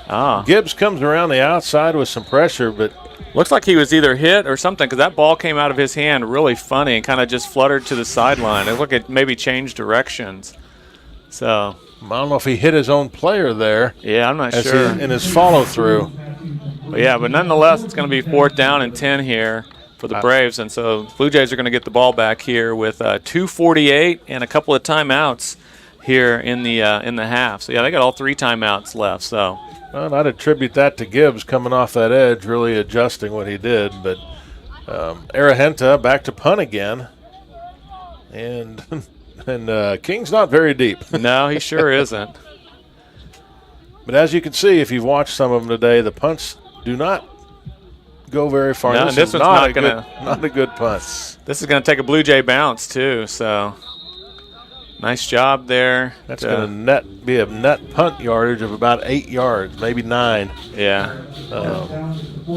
And I think that was just a nice job there by Sean Patrick Hurst to just make sure the ball didn't bounce the second time on the ground, because it was gonna take a Blue Jay bounce and head back towards their end zone there. Right. So it's good awareness on his part and protect a few more yards as Blue Jays come out on their side of the field. Yep. So Collier back in. It looks like we got 2 split to the right and 2 to the left, and then we got Collier in the backfield with Green. So we'll see what the Blue Jays have in store for us here to start this drive. It's almost a 4-1 look for their Ottawa defense. It's a 4-3, but that's kind of a float the pass, get it out of there, because he had a lot of pressure from Cogs, I think it was. Yeah, that the ball was thrown towards Kobe Sheriff over there, but that ball was never going to be intended to be caught. It was just to save yardage here and just kind of regroup and go to 2nd down. So there's only 2:33 left in the half. Obviously, Tabor wants to put together a scoring drive of some sort and also not have any time left. Yeah, for sure here. We'll see what they have in store here on 2nd down. Got Sheriff in motion. Yeah. Quick handoff to Collier. And not getting past. Yeah, Peyton Green was in on that tackle again, so he's got him at the line of scrimmage, and he still got 2 or 3 yards here, but it's still going to be a tough 3rd and 7. Now, Tabor does have all 3 timeouts plus the 2-minute, I call it 2-minute warning, but 2-minute timeout, whatever you want to call it here. So I think they'll try and get one. Well, I don't think they're going to run all the way down to the 2-minute warning here, and so that'll give them one chance here to get a first down. If they can get a first down, then they got 3 timeouts. We'll see what they can get going. 2 minute. All right, so with 2 minutes left in the first half, Tabor 12, Ottawa 0, and we will take another short break. Hillsboro's TCW team is proud to work for you. Our local service and support teams bring the best for fast and reliable TCW internet right here in Hillsboro. Working closely with residents and business owners, we help find the best solutions for all your needs. You simply can't beat our local customer service, always ensuring a connection to work seamlessly, stream continuously, and game uninterrupted. Many of you know that the Eitzen Agency insures churches, Christian schools, and other related ministries. A coverage that is overlooked for most businesses is proper cyber liability. Has your business ever been hacked? Do your employees click on links that they shouldn't? Your business could be shut down and have extreme costs if this happens. Cyber liability can reduce these costs. Give us a call at the Eitzen Agency to discuss this valuable coverage for your business at 580-227-2553 or find us online at eitzenagency.com. All right, we're back here with 2 minutes left in the half with Green about to get the ball. And it's a delayed handoff to Collier, who has a little bit of room, but I think they're thinking clock now. Yeah, I think they're just gonna pick up a couple of yards here, and I wonder if they're just gonna. Yeah, it looks like they're gonna leave the offense out there, and they're gonna go for it on 4th down. So defense has been playing really well. Oh yeah, I think this was a 2-down play calling for them, and sure. And if they don't get it, then let their defense do their thing. Yeah. Yeah, for sure. We'll see what they have in store here. But, yeah, it's going to be about 4th and 6. And, once again, Ottawa has no timeouts, so they can't stop the clock. So, looks like he's going to go up under center, Green is. And got Collier in the backfield. He's going to roll out to his left. He has a man, but he did not quite get him as it was intended for Deontay Hill. That ball came out real wobbly, though. Yeah, I don't think he just couldn't kind of get his feet set and turn his shoulders there to get that ball downfield enough to get the completion. So, yeah, it's going to be a first down. It's going to be a turnover on downs. It's going to be first down for the Braves. So we'll see what they do with 1 minute and 12 seconds here left in the second quarter. Well, you know, if they start throwing it and get incompletions, all of a sudden Tabor can start calling time. This could go back and forth a lot of times here yet if depending on the play call. Yeah. So Twins to the right. Not sure that's Johnson in the backfield. Yep. Oh, wow. Great play there. Brandon King just about had a pick 6, and he might have been thinking 6 before he caught it. Yeah, but that was he did a nice job jumping that route up there. He got one hand on it. He just couldn't get the other hand up there, but that was a nice job of reading that out. Definitely. And jumped in there and got a hand on that to deflect it. So it's going to be 2nd and 10. Exciting play.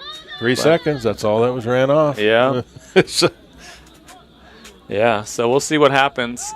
Eggers back to pass again. Has some pressure by Craig. Has a man deep. No. And that was a big play to Curtis. That is a big play to D'Anthony Curtis there with that long reception. So they're going to try to hustle down here. I'm sure they're going to try to just kill it here. The clock does stop now inside of 2 minutes, and it will start.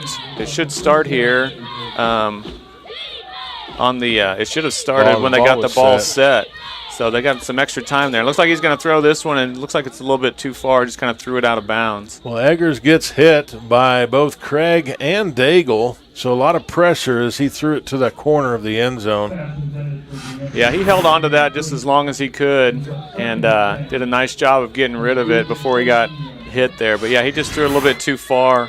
And once again, with the wind in your face, it's a little bit hard to read on how far you need to throw it out there. Earlier, he threw it out there, and it was a little short. This time he throws it out, and it's a little long and goes out of bounds. Mm-hmm. Well, that last play that even got them down here before that, though, is really the first big play that Ottawa's had had that reverse, but that was huge as now they get a sack. I'd almost like to see if they're going to call a timeout. Yeah, Bixama and Daigle are both in on that one, and so, yeah, it's going to be a big loss for the Braves there, and I think they're just going to let this clock let run. It go. So it's going to be 3rd and about 16 now. So we'll see what the Braves have in store. The clock continues to run now. So honestly surprised and here and Eggers is going to take it. He's got it. That was close to the line of scrimmage there. Whether it was that sure was. Whether he passed it or not, but it was incomplete, which stops the clock. Yeah, that intended pass was for Hagan Johnson on that one. I'm not sure Hagan was kind of blocking, and all of a sudden the ball kind of went by his head there. But I don't know if he was expecting that or not. But Taylor Eggers was just trying to get rid of it and create something there on that busted play. So now you have 4th down and about 16, 17 yards. They got one shot, and I'm going to guess they're going to make a shot to the end zone here. Yeah, that'd be my guess. And then, I mean, you can't send out the field goal unit at this point just because the wind is howling too much. Yeah. So Eggers finds a man. They were looking for the first down, it looked like, but it falls incomplete as there's pressure by Alexander and King, and I think I haven't called, and Kendrell Ross was there too. It was Cam Perry in on that one as well. He wasn't. He was on this side on that play, but we got about 18.4 seconds left now, and the Blue Jay offense is going to come out, and it's just now a matter of whether Coach is going to say, we're going to run this clock out, or are we going to take a couple shots downfield? Yeah, we'll see what they do here. My guess is they're going to try to take with the wind at their back, they might take a couple of shots, but it looks like they're coming out into just take a knee into victory formation, and they just might take a knee here. So we'll see what they have in store. And that's what they're going to do, and Ottawa can't stop it. So it looks like the clock is going to run out in the half here as the Tabor Blue Jays lead Ottawa 12-0, going to the locker room to figure out what Ottawa is doing, what they can do better, and how they're going to make their adjustments now. Yeah, well, both these teams are second-half teams, so we'll kind of see what each coach puts together at halftime and then what they do coming out this second half. So sounds good, and I'm Robert, this is Joe, and we will be back towards the end of the halftime break. Sooner or later, you might need some extra storage space. When that day comes, Fleming's Mini Store All is ready and waiting. Fleming's Mini Store All has 5 locations and has been serving the Hillsborough and Marion area since 1990. They've got a variety of storage size options and can even handle boats and RVs. To learn more, just visit FlemingsMiniStoreAll.com or give them a call at 620-382-5550. Fleming's Mini Store All, the solution for your storage problems. Hillsborough Ford is your local, family-owned and operated full-service Ford dealer, serving Marion County and the surrounding areas. Come and see us at Hillsborough Ford for all of your automotive needs. Whether it's purchasing a new or used vehicle or visiting our well-trusted service department, our staff is committed to give you a top-notch experience. We service every make and model and can handle all service jobs, including tires. We're at 202 South Main Street in downtown Hillsborough and online at hillsboroughfordks.net. Hillsborough Ford, where service makes the difference. Infinity Fitness is open 24/7 for all of your fitness needs on your schedule. Whether you're looking to improve on basic health knowledge or are looking to powerlift or bodybuild, start with Infinity Fitness. We've got the facilities, trainers, and equipment to help you meet your goals. Join the Infinity Fitness family today. Call us at 620-877-0220. Infinity Fitness is located at 115 North Main Street in Hillsborough and online at infinityfitnessks.com. Create an estate plan that values what you value. The Biblical Estate Design Service from MB Foundation is a will planning service that brings your faith into the process of preparing a God-honoring estate plan. Many donors of Tabor College have used this service to create their plan and have chosen to leave a gift to the college, a gift that will have a lasting impact on future generations of Tabor students. Learn more at mbfoundation.com/Tabor and get started on your plan today. MB Foundation, giving meaning to money. Don't let flashy ads and short-term specials with fine print entice you into hidden charges and slower speeds for your broadband. Work seamlessly, stream continuously, and game uninterrupted. TCW is the only provider that offers Hillsboro the reliability of an underground fiber connection to your home or business. Switch today to experience the best with TCW Fiber Internet.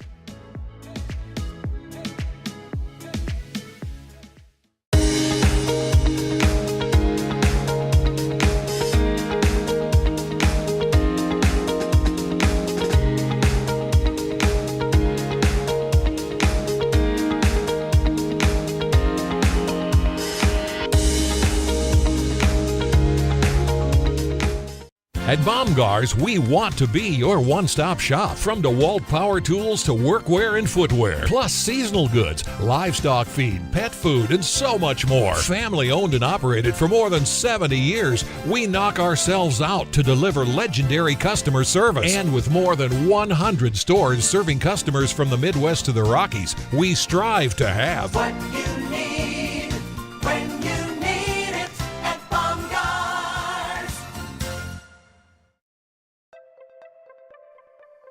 Hillsboro's TCW team is proud to work for you.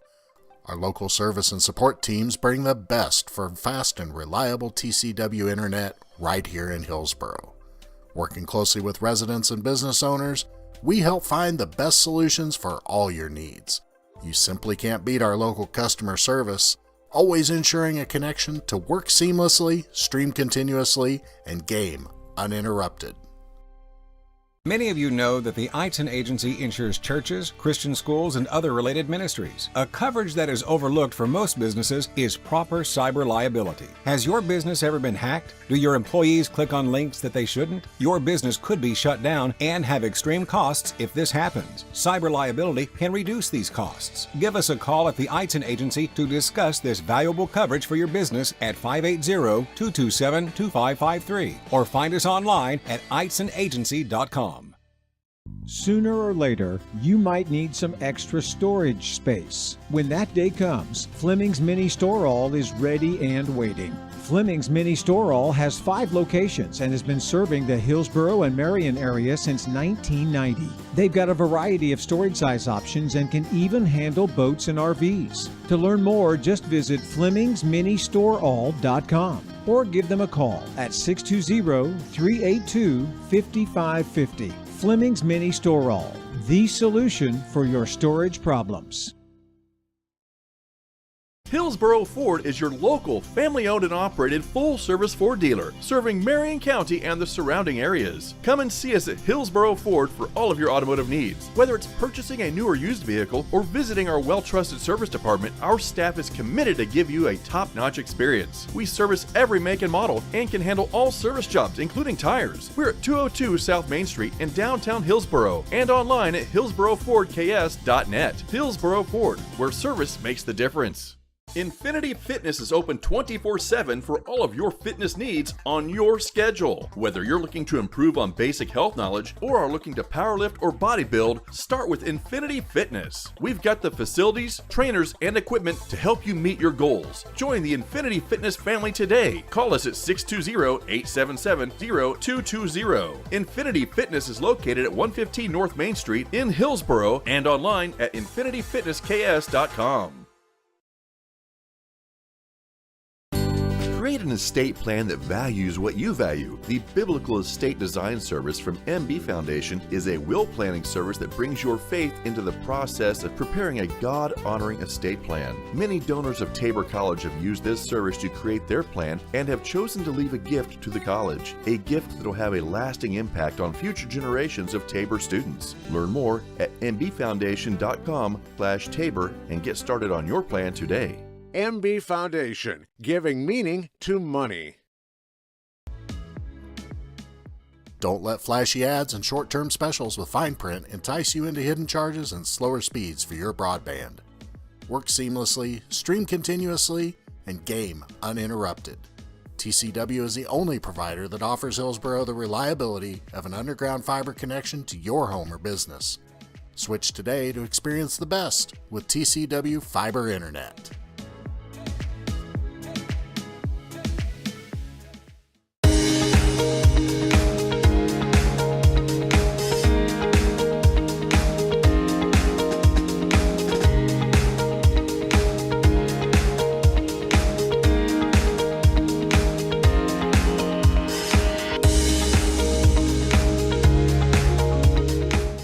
At Baumgar's, we want to be your one-stop shop. From DeWalt power tools to workwear and footwear, plus seasonal goods, livestock feed, pet food, and so much more. Family owned and operated for more than 70 years, we knock ourselves out to deliver legendary customer service. And with more than 100 stores serving customers from the Midwest to the Rockies, we strive to have what you need when you need it at Baumgar's.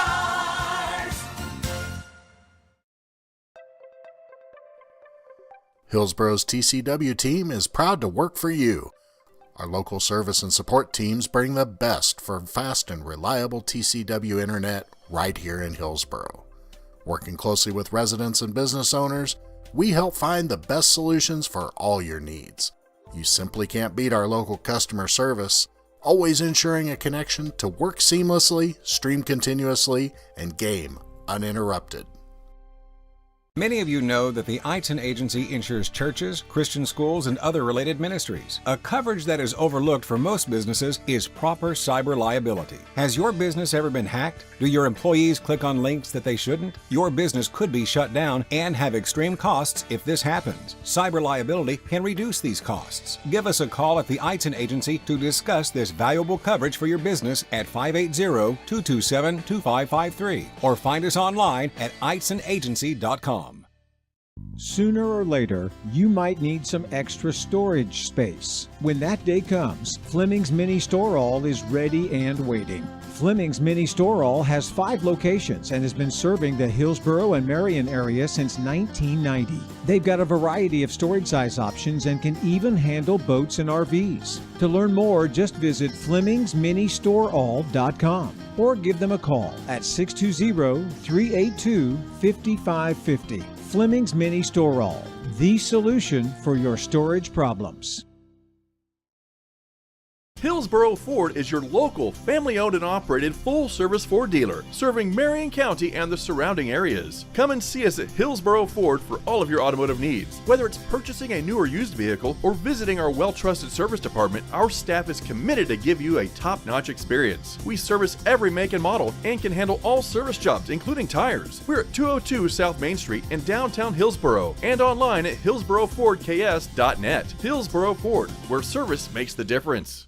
Infinity Fitness is open 24/7 for all of your fitness needs on your schedule. Whether you're looking to improve on basic health knowledge or are looking to powerlift or bodybuild, start with Infinity Fitness. We've got the facilities, trainers, and equipment to help you meet your goals. Join the Infinity Fitness family today. Call us at 620-877-0220. Infinity Fitness is located at 115 North Main Street in Hillsboro and online at infinityfitnessks.com.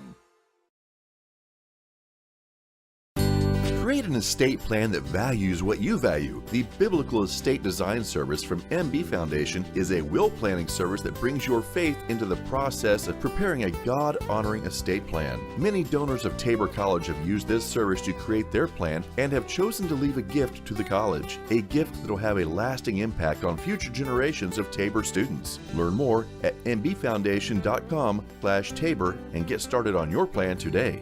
MB Foundation, giving meaning to money. Don't let flashy ads and short-term specials with fine print entice you into hidden charges and slower speeds for your broadband. Work seamlessly, stream continuously, and game uninterrupted. TCW is the only provider that offers Hillsboro the reliability of an underground fiber connection to your home or business. Switch today to experience the best with TCW Fiber Internet.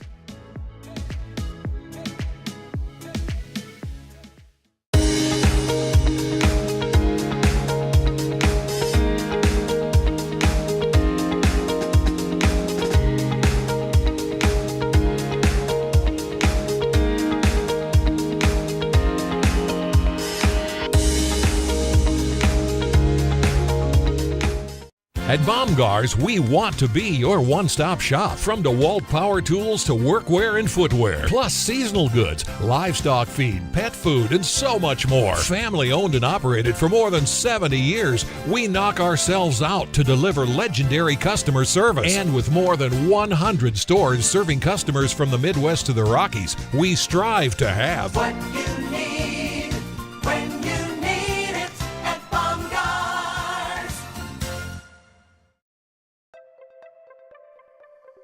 Hillsboro's TCW team is proud to work for you.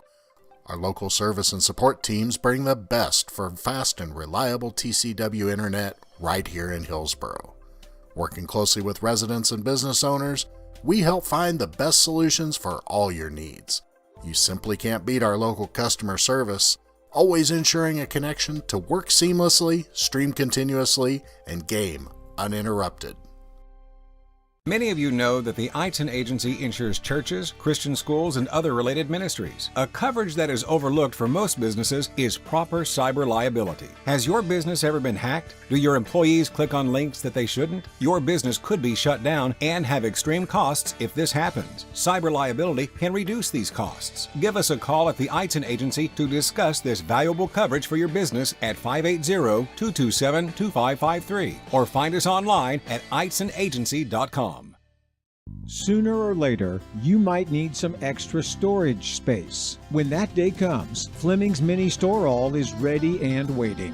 Fleming's Mini Store All has 5 locations and has been serving the Hillsboro and Marion area since 1990. They've got a variety of storage size options and can even handle boats and RVs. To learn more, just visit FlemingsMiniStoreAll.com or give them a call at 620-382-5550. Fleming's Mini Store All, the solution for your storage problems. Hillsboro Ford is your local, family-owned and operated full-service Ford dealer, serving Marion County and the surrounding areas. Come and see us at Hillsboro Ford for all of your automotive needs. Whether it's purchasing a new or used vehicle or visiting our well-trusted service department, our staff is committed to give you a top-notch experience. We service every make and model and can handle all service jobs, including tires. We're at 202 South Main Street in downtown Hillsboro and online at hillsborofordks.net. Hillsboro Ford, where service makes the difference.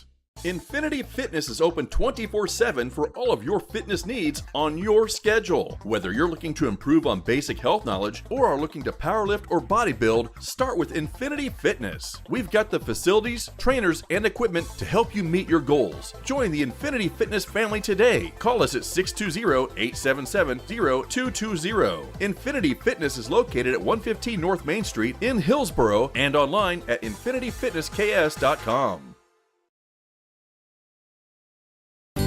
Create an estate plan that values what you value. The Biblical Estate Design Service from MB Foundation is a will planning service that brings your faith into the process of preparing a God-honoring estate plan. Many donors of Tabor College have used this service to create their plan and have chosen to leave a gift to the college, a gift that will have a lasting impact on future generations of Tabor students. Learn more at mbfoundation.com/Tabor and get started on your plan today.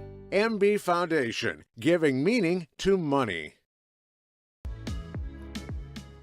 Don't let flashy ads and short-term specials with fine print entice you into hidden charges and slower speeds for your broadband. Work seamlessly, stream continuously, and game uninterrupted. TCW is the only provider that offers Hillsboro the reliability of an underground fiber connection to your home or business. Switch today to experience the best with TCW Fiber Internet.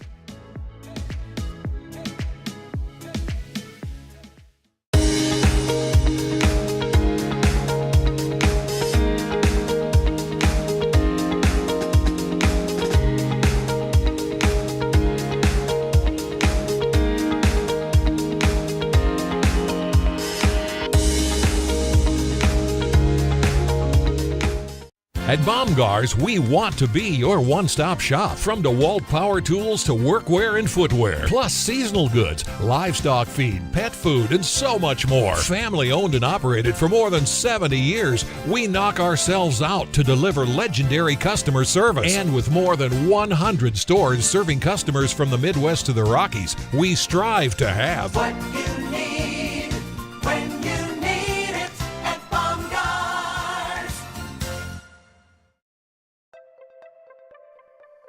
Hillsboro's TCW team is proud to work for you.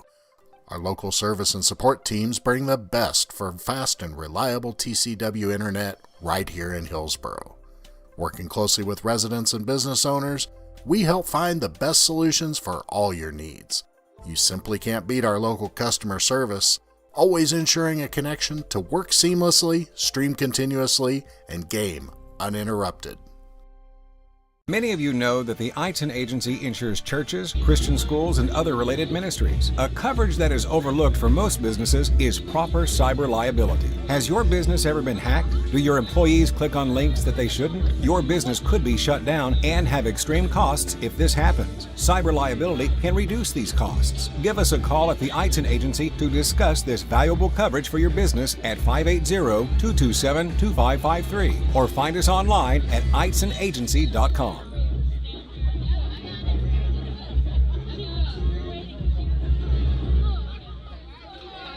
All right, we're back here. We're going to show a few replays from this first half. Can't hear you. Can you hear us? I can hear you, Joe. So, you can hear me. All right. So, that was the first one right off of that punt. I was gonna say I can't hear you right now, Robert. I can hear you fine. So maybe that's good that you can't hear me, right? Couple big plays here that really led to the Tabor scores. Green made a nice move on this one, running out of pressure. Yep, got all the way down to the 10-yard line on that one. That was a really nice play to get out of pressure. And then this one with pressure in his face completes that screen pass to move the ball forward again. And then we had a penalty that kind of helped him reset on first down and get the ball inside. And then Moises Haynes punched it in there. Punched it into the end zone. So. Yeah, and this run outside there was a nice one by Green to get a first down and out of the back part of the field. You go ahead. Okay. And then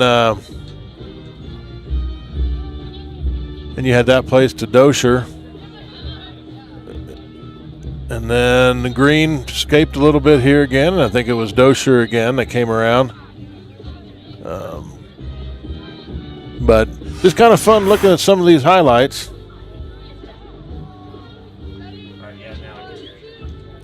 So, and we're back here. You know, we got about, it is ready, getting ready for that kickoff here, but a few stats from the first half.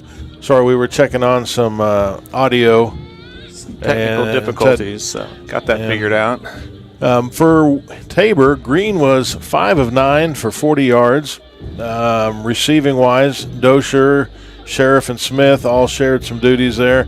Rushing-wise was probably the big part, with Collier carrying it for 16 times, 72 yards, and Haynes and Green each running in a touchdown for the Blue Jays. On the Blue Jays' defensive side of the ball, Gardner is leading with 3 solos, 3 tackles with Daigle and Seibel. But the defensive side has really done a nice job keeping the Ottawa offense off of the field. Looking at the Ottawa side on the offensively, Eggers is 3 for 17, and receiving-wise, Curtis and Hurst were his targets. Rushing, it's been Clay, Johnson, and Eggers.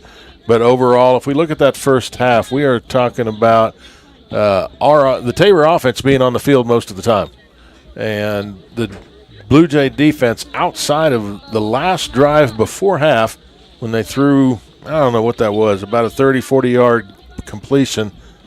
The Blue Jay defense has been really holding strong. Yeah, up until that point, Eggers had only completed 2 passes. 2 and before then that. Before that, and so he actually completed 1 to us. So that was not a great half for him. So we'll see what he can do this second half. But here come the kickoff here for the second half, and so once again the Braves are going to have the wind at their back here. So that kick went nice and high into the air and was fair caught there by number 83, I believe, for the Braves. That's Kyron Kennedy out of Fort Worth, Texas.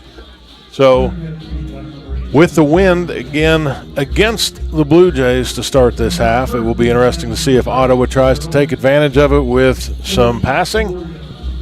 Because that wasn't very successful for them in the first half with, I think we had 3 batted balls, an interception with that. And, at halftime, that's what they do. They go in and they try and figure out, make adjustments to see what they can do. And you're right here. They come out in the throwing right out of the gate here, and that pass is completed out here to number 13. And that's Curtis. He's been his main target today. He's aimed several of his passes at him on this little – Kendrell Ross and a group of Blue Jays there kind of put the stop to him, but he did gain about 4 yards on the play. or 5 here for the Braves. So we'll see. It's gonna be 2nd and 5. See what the Braves have here as Eggers checking his play sheet. Another quick handoff, this time to Johnson. And that's a nice quick move there he made, but I don't think it's going to quite get them the first down, being about a yard short. Yeah, Jayton Alexander there kind of got the first hit in on that, and then Brooks Gardner finished him off. So that was a nice play by those two there, but it was a 4-yard gain, so it's going to be 3rd and 1 for the Braves. Could be a nice play for the Blue Jays to get a stop and a 3 and out. Eggers is going to keep it himself, and he's got some room to the outside. And he's got the first down plus about 10 more before being ridden out of bounds. Yeah, that was a nice play to the right-hand side there, kind of a delayed quarterback draw, kind of looked like. And so yeah, you got the play on the outside. Looks like Brooks got a hand on him in the backfield, but just couldn't wrap him up. So yeah, he's gonna get a nice gain. So it's gonna be 1st and 10 for the Braves here. Another quick hit this time. It looks like it might be, I think it was to Long, but another 5-yard gain. And once again, we talk about adjustments at halftime. That's what they do, and they figured out that this is something that they thought they could. Yeah, it looks like they're coming out and kind of do some quick passes here, and so they've had a couple of quick passes and a quarterback draw on the right-hand side, and so we'll see if that continues here in the second half. Single back with Johnson besides Eggers, and it's a handoff, or no, he kept it. Yeah. Gets about 1 before I'm not sure if he got tackled or fell down. He tripped there. Yeah, I'm not sure either. It looks like he just kind of went down, but yeah, he did pick up 1 on the play, and I'm not sure what defender would be closest to him on that, but it looked like he just kind of took a couple of steps forward and then just kind of fell down because he had some pressure coming at him. So Johnson back beside Eggers. 3rd down and about 3 for the Braves. He's looking to pass, has some pressure on him, throws it out, but it is overthrown to Curtis. A lot of pressure. It looks like Jerry Allen out there on the defensive side. That's the D-back out there. Kind of made sure he didn't catch that. Not sure that wasn't both Gibbs and Ross putting pressure on Eggers that time and forced him into a bad throw. Yeah, and the Braves leave their offense on the field here, and it's going to be 4th and short, and it looks like they're going to go for it. A little bit interesting knowing that you could really pin them deep if you have a good punt, too. Yeah. We'll see what happens here on 4th down with the wind at their back. So. Drops back. He looks deep. Has a man. Oh, wow. In and out of his hands. So that's got to be frustrating for Curtis. That was. Yeah, because looks like we got a guy down there too. Looks like King's on the ground. King had him covered, but then kind of fell down, and Curtis dropped it. So right now, King is down on the field. Don't know what that is yet, but he did. You can see he fell right before. So hopefully that is nothing serious. Looked like he tried to stop a little bit, and looks like he might be having some left knee trouble there. That's what the trainer's looking at right now. So let's go ahead and take a short break, and while the trainers look at Brandon King.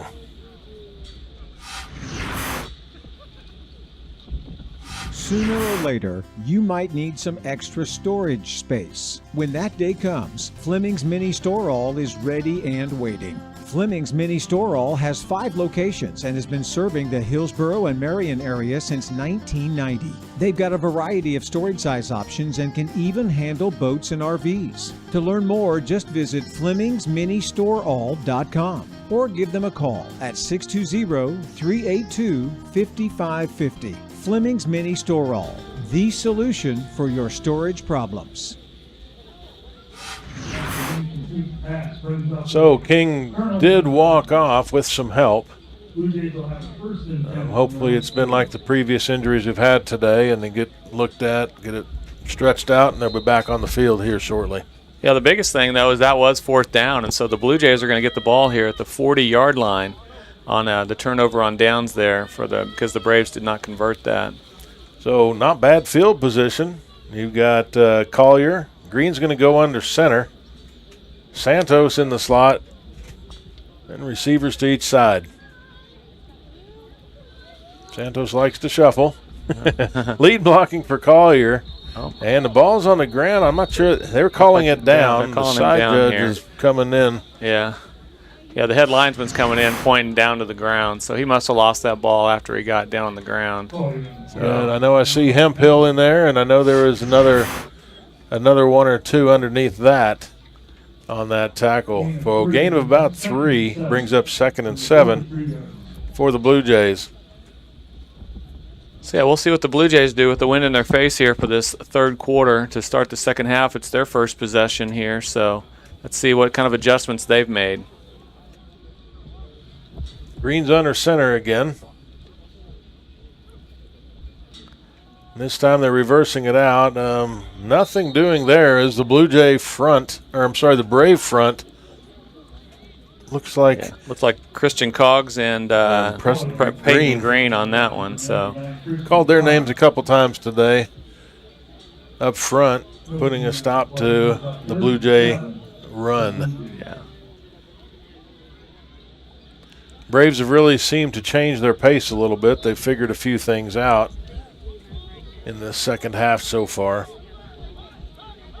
See if Green can get anything from the shotgun.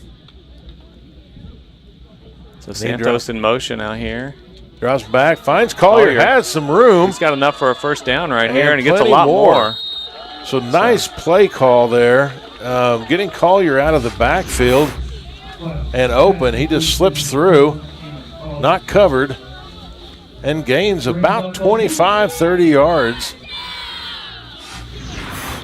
Yeah, it was a great play there to get that swing pass out. It looks like Santos came out here in motion and kind of cleared out the area, and then Collier came in right behind him and got that pass, and so then got a nice run after the catch. So great job by the Blue Jay offense to keep the ball moving there.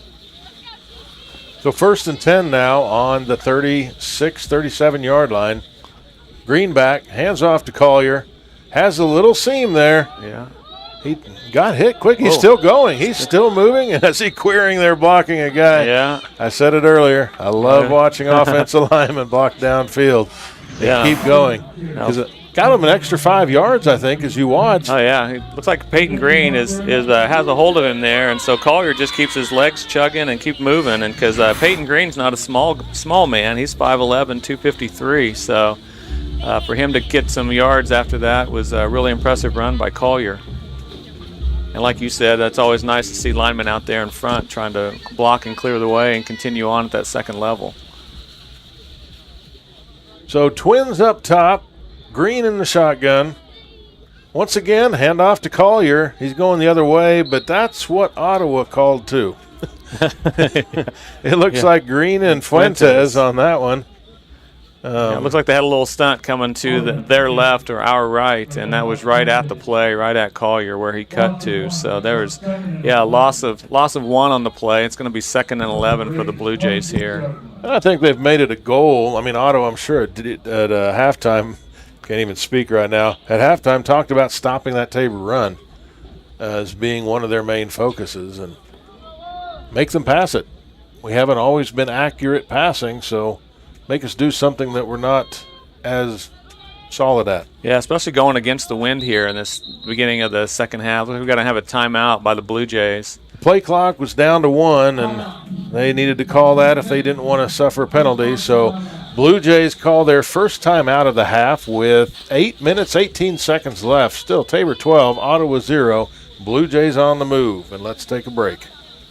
Infinity Fitness is open 24/7 for all of your fitness needs on your schedule. Whether you're looking to improve on basic health knowledge or are looking to powerlift or bodybuild, start with Infinity Fitness. We've got the facilities, trainers, and equipment to help you meet your goals. Join the Infinity Fitness family today. Call us at 620-877-0220. Infinity Fitness is located at 115 North Main Street in Hillsboro and online at infinityfitnessks.com. Create an estate plan that values what you value. The Biblical Estate Design Service from MB Foundation is a will planning service that brings your faith into the process of preparing a God-honoring estate plan. Many donors of Tabor College have used this service to create their plan and have chosen to leave a gift to the college, a gift that will have a lasting impact on future generations of Tabor students. Learn more at mbfoundation.com/Tabor and get started on your plan today. MB Foundation, giving meaning to money. And after that timeout, it's 2nd and 11 for the Blue Jays. As Green hands it off again to Collier, has an opening to the left side, outside of the tackle, and he gets enough for a first down, I think, before being brought down. I believe that was Hemphill. Hemphill again? Hemphill again, yeah, but not after a 10-yard gain, so that was nice job. Nice run off that left tackle there, or in between tackle guard. Finding that opening and needed 11. He got 12. Yeah, so it was a nice play by the Blue Jays to keep this drive alive and to move those chains. So down inside the red zone now with 1st and 10 at the 14-yard line. So Green back in the gun, gets the ball, looks to hand it off to Collier again. And you know Ottawa expects that. And he still gets about 4, a long 4 out of that yet. Yeah, it was a nice job there by that push on that Blue Jay line to just kind of start driving people backwards, because there wasn't a very big hole there. It wasn't. But it just kind of got in there and just kind of drove him back a little bit for that 4-yard gain, or a 5-yard gain. Yeah, 4. So it looks like, just 4 yards in a cloud of dust here for the Blue Jays. Cloud of rubber granules. Yeah. So the main thing is to keep moving in the right direction. So once again, the wind is at their face for the Blue Jays offense. They're not looking for a field. Collier had a little opening there. That gets hit and brings it back in. Looks like that's going to be short of a first down, but it's going to be 3rd and really short right here. So look for something like a quarterback sneak or something along those lines. And looks like they come to the line quick. See if they can get them to jump, too. Yeah. And they relook and reevaluate as Green's under center right now. Yeah, so we just need we just need about a half a yard here for a first down. So we'll see what they have in store. So it looks like he turns and gets the ball. Collier again. To Collier. Ooh, almost fumbled. It looked like he had to re-grab. Yeah, he got hit pretty hard right there by Fuentes, and then brought down by Fuentes and some of his teammates. But yeah, it's not before he doesn't get a first down. So nice job by the Blue Jays. Keep the ball alive and keep moving those chains. Well, some people just think you got a running back that just goes and finds openings, but a part of what makes a good running back is even when you can see your line pushing people, you sometimes just wait. Yeah. Wait, and then it breaks open. So they're doing a good job of that right now. He's looking for his blocks, and he's following them. Yeah, so right there, basically, we just needed a half a yard, and he just was patient enough and found it. So that was a great job by him and by the offensive line. So snap was a little bit high, but he handed off to Collier, and that was sniffed out quickly. Yeah, Fuentes was in on that one really fast in the backfield here. So that's going to be a loss of a couple. So it's going to be 2nd and goal from the 8-yard line. Well, I'd be real curious, too, if they're totally thinking 4-down territory. I know Heilig is one of the best kickers in the conference, but with the wind blowing against you and a little bit of an angle, as hard as it is, it puts a little pressure on the kicker. Yeah, it does. It does. And, last week Heilig made that 56-yarder, but it was going the other way, and again with the wind. So we'll see what they have in store here if they don't get a first down or don't get the ball in the end zone. So it looks like he's just going to throw that one away. Well, he had some time, but there was nobody that was opening up for him. Yeah, it looks like maybe it looks like he's tweaked his right calf right there with I don't know if he was cramping or what, but yeah, the Blue Jays are subbing here. They're bringing in taking out some of their tight ends and moving some more wide receivers in there. So looks like Kobe Sheriff just went in, as well as number 14, Tyson Dozier. So 3rd down and about 8. And it's a 3rd down and goal. Yeah, they get to the pay dirt here. So got some pressure on him. Got a lot of pressure. He is not going to escape it. Looks like that might have been Mendoza, 43, or is that 48? Yeah, once again, it's kind of hard to see, but I think that was Eric McQueen, number 49. Maybe Tegan Flynn, number 48. He's listed as a tight end, so I might go Flynn. Yeah, I would go Flynn too. Then 48. So it looks like right now we do have a Blue Jay down on the field. It looks like he's cramping there. They're trying to stretch that out. A couple things, a little trivia for Tabor here. Who has the single game tackle for loss record for the Blue Jays?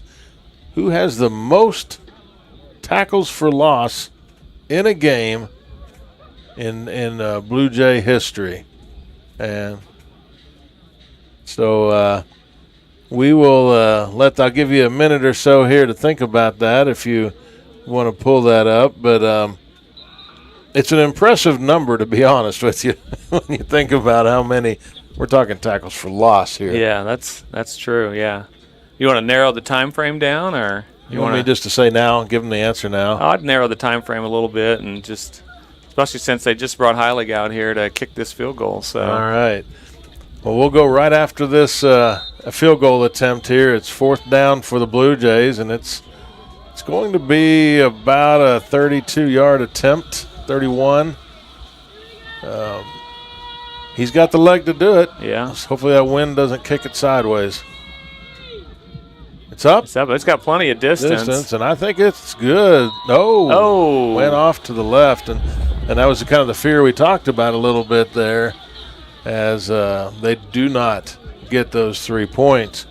I'll go ahead and answer that trivia question. Single game tackle for loss. Tarek Antoine had 8 tackles for loss in 2012 versus Ottawa, and 5 of those were quarterback sacks. Wow. So it's pretty impressive to think about, and we've got someone on our team, Brooks Gardner, who broke a record this year. We were just talking with Nathan Howard up here a little bit ago that he's broken the all-time tackle record of Tabor, and the person who formerly owned that was Jake Schenk, who was one of the all-time greats here at Tabor playing football. So impressive record for Brooks to break that. And shout out to both Tarek and to Jake for holding records that long. Tarek was 2012, so that's been a little bit over a decade, and Jake played, I think, before him. So that was 04. I think that was that 04-05 zone. Okay, when they were playing into the playoffs a little bit and won their conference championships those years. So Eggers keeps the ball after a nice gain on 1st down for the Braves, but this one was nothing. No, this one right here just got about a yard or so, and he's brought down, looks like number 37 was in on that one. That'd be Ross. Yeah, Kendrell Ross. So that was a nice job by him to wrap him up, and then he got some help from some of his buddies in there. I saw Dusty Daigle hopping up from the pile, so nice job by them to he got a little help from his friends anyway, so nice job.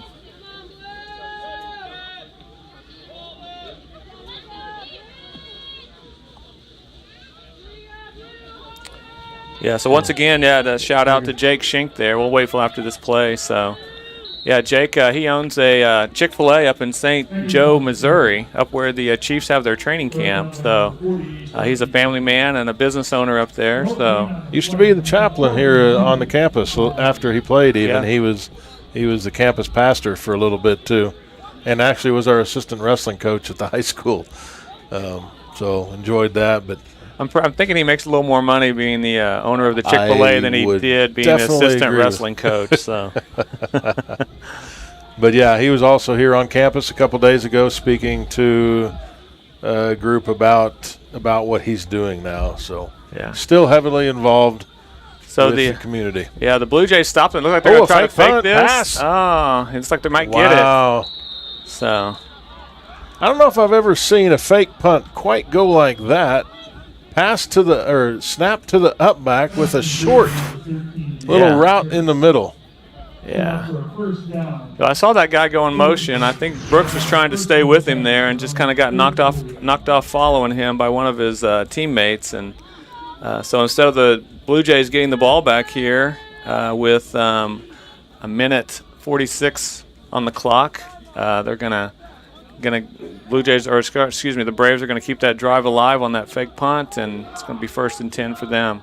I think they really want that win for a couple more too here, and they found Curtis. Eggers had a nice pass to Curtis on the sideline for a gain of about 11 or 12, and another Brave first down. Yeah. Yeah, it was a nice play there. Looked like they kind of got the ball out quick again and got the ball over to the sideline here right in front of the Blue Jay bench for a first down. So we might bring some pressure. Back again, quick pass again. And I'm not quite sure who that might have been Long.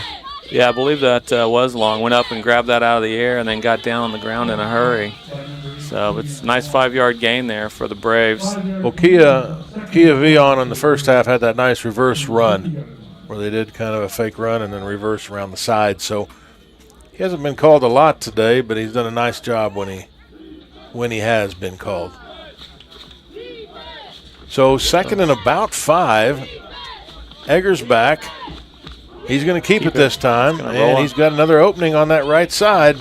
So they must have seen something where they got going to run out to the right there. So that's the second time that he's got about a 10-yard gain on that right side where he just kind of drops it back and then takes off. So they got something figured out on that right side and for a nice gain for a first down for the Braves.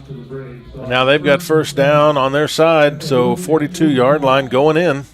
It looks like they're going to let the clock run out here in the third quarter with 7 seconds left. I think they're going to get a play. One more, and they're going to run off to the right again. And it looks like he's just going to go down at the 38-yard line. It's about 3 yards to finish up this third quarter. No score in the third quarter. Tabor 12, Ottawa 0. The Braves are on the move right now, and we will take a break before we come back for the fourth quarter.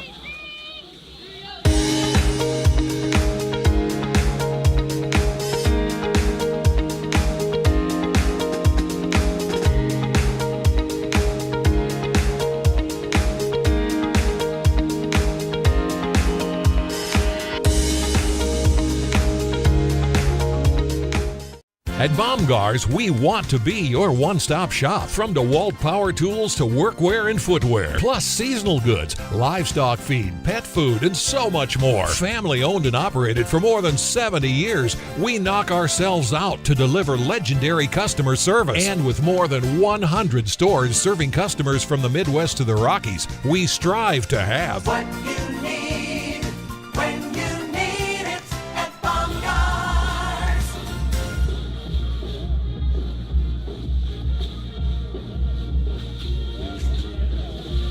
You can hear in the background, you hear the Tabor College Band with the cheerleaders. We really appreciate them, and especially if you're at the game and get to listen. Very thankful to have a group like that to entertain the crowd and the people around and provide an atmosphere at Joel Weens Stadium. Yeah, Dr. Teigler does a nice job with them, so they're fun to have around. Looks like they got a nice little drum corps there. So, and the cheerleaders are dancing to that, so it's good. Well, here we go with the start of the fourth quarter. It's been very slow pace since that first quarter, honestly. Yeah, all the scoring took place in that first quarter with 12-0. Well, and here comes Long with that reverse that we just talked about, and Daigle says no. Daigle wasn't saying. He said, "I'm not letting that happen," and he turned on another gear right there and just tracked him down. So nice job by Dusty to get out there and to hold him for either no gain or. You can see he fooled a lot of people, but Daigle was on it. Yeah. So had some yards. If he hadn't been there, there would have been another 10 yards on that one. Yeah. It's a nice job by Dusty to run him down there and make sure that didn't happen. So it brings up 3rd and 9 here. It looks like the ball is tipped a little bit. And it's going to be caught by Ontario White out of Dallas, Texas. Looks like he went to maybe Highland Community College for a couple years before transferring to Ottawa, but that's going to be just a pickup of 2. Yeah, it's going to be a 4th down and about 6 on the play here.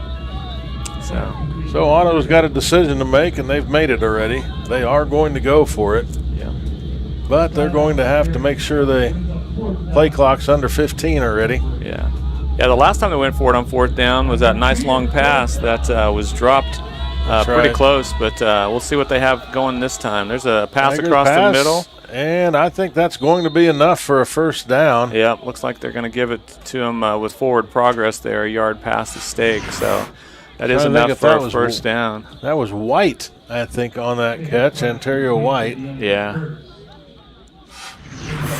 For the Blue Jays. So Ottawa's putting together a drive. We've got a fake punt. We've got a fourth down conversion. And they just keep moving the ball as Edgars keep it this time.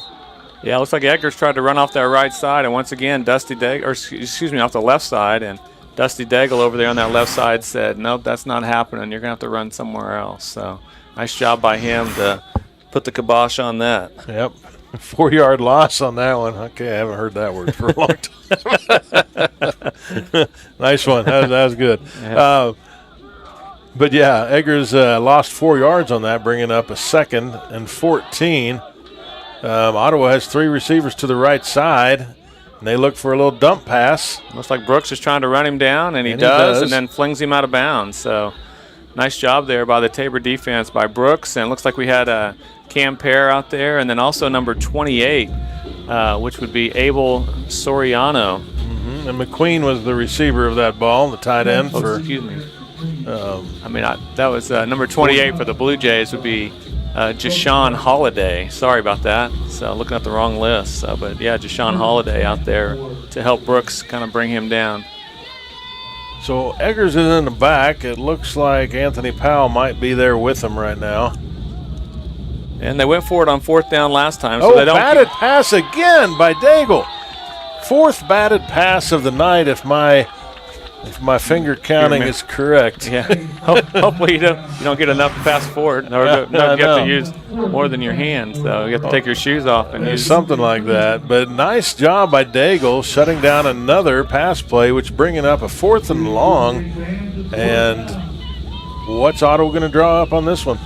Yeah, so they're 1 for 2 on 4th down conversions here, and so we'll see. What they have. Looks like they're probably going to look like they're in passing formation. That's exactly what it looks like. He has a man, and it's going to be enough if they can't. Yep, Curtis.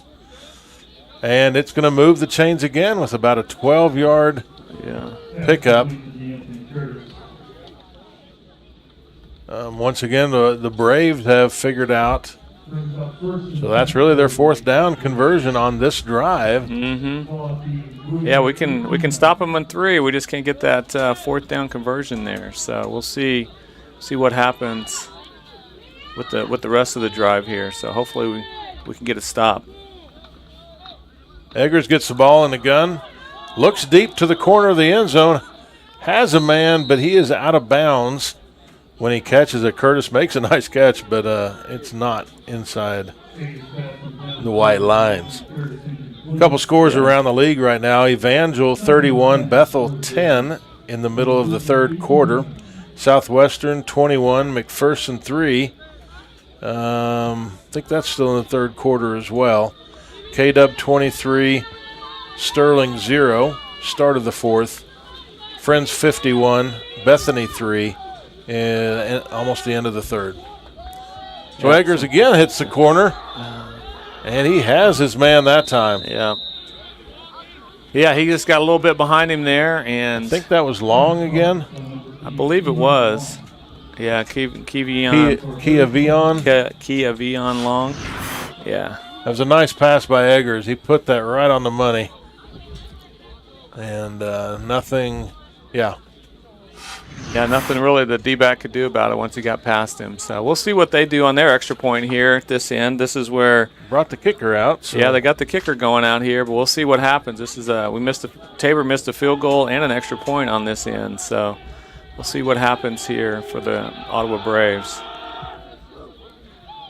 That thing looked left, but it was short enough that it got in there. Yeah. I have Rhett Anderson down as the kicker, so I'm not sure if that's the number I'm seeing, though. It doesn't look right.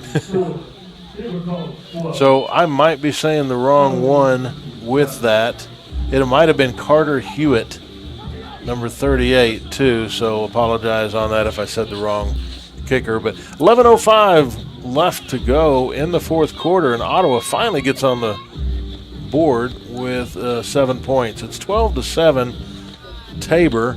as we're going to switch sides of the ball. I'm speaking one way here or the other. Tabor gets the ball now, and they have the wind with them, so we'll be curious how they handle that.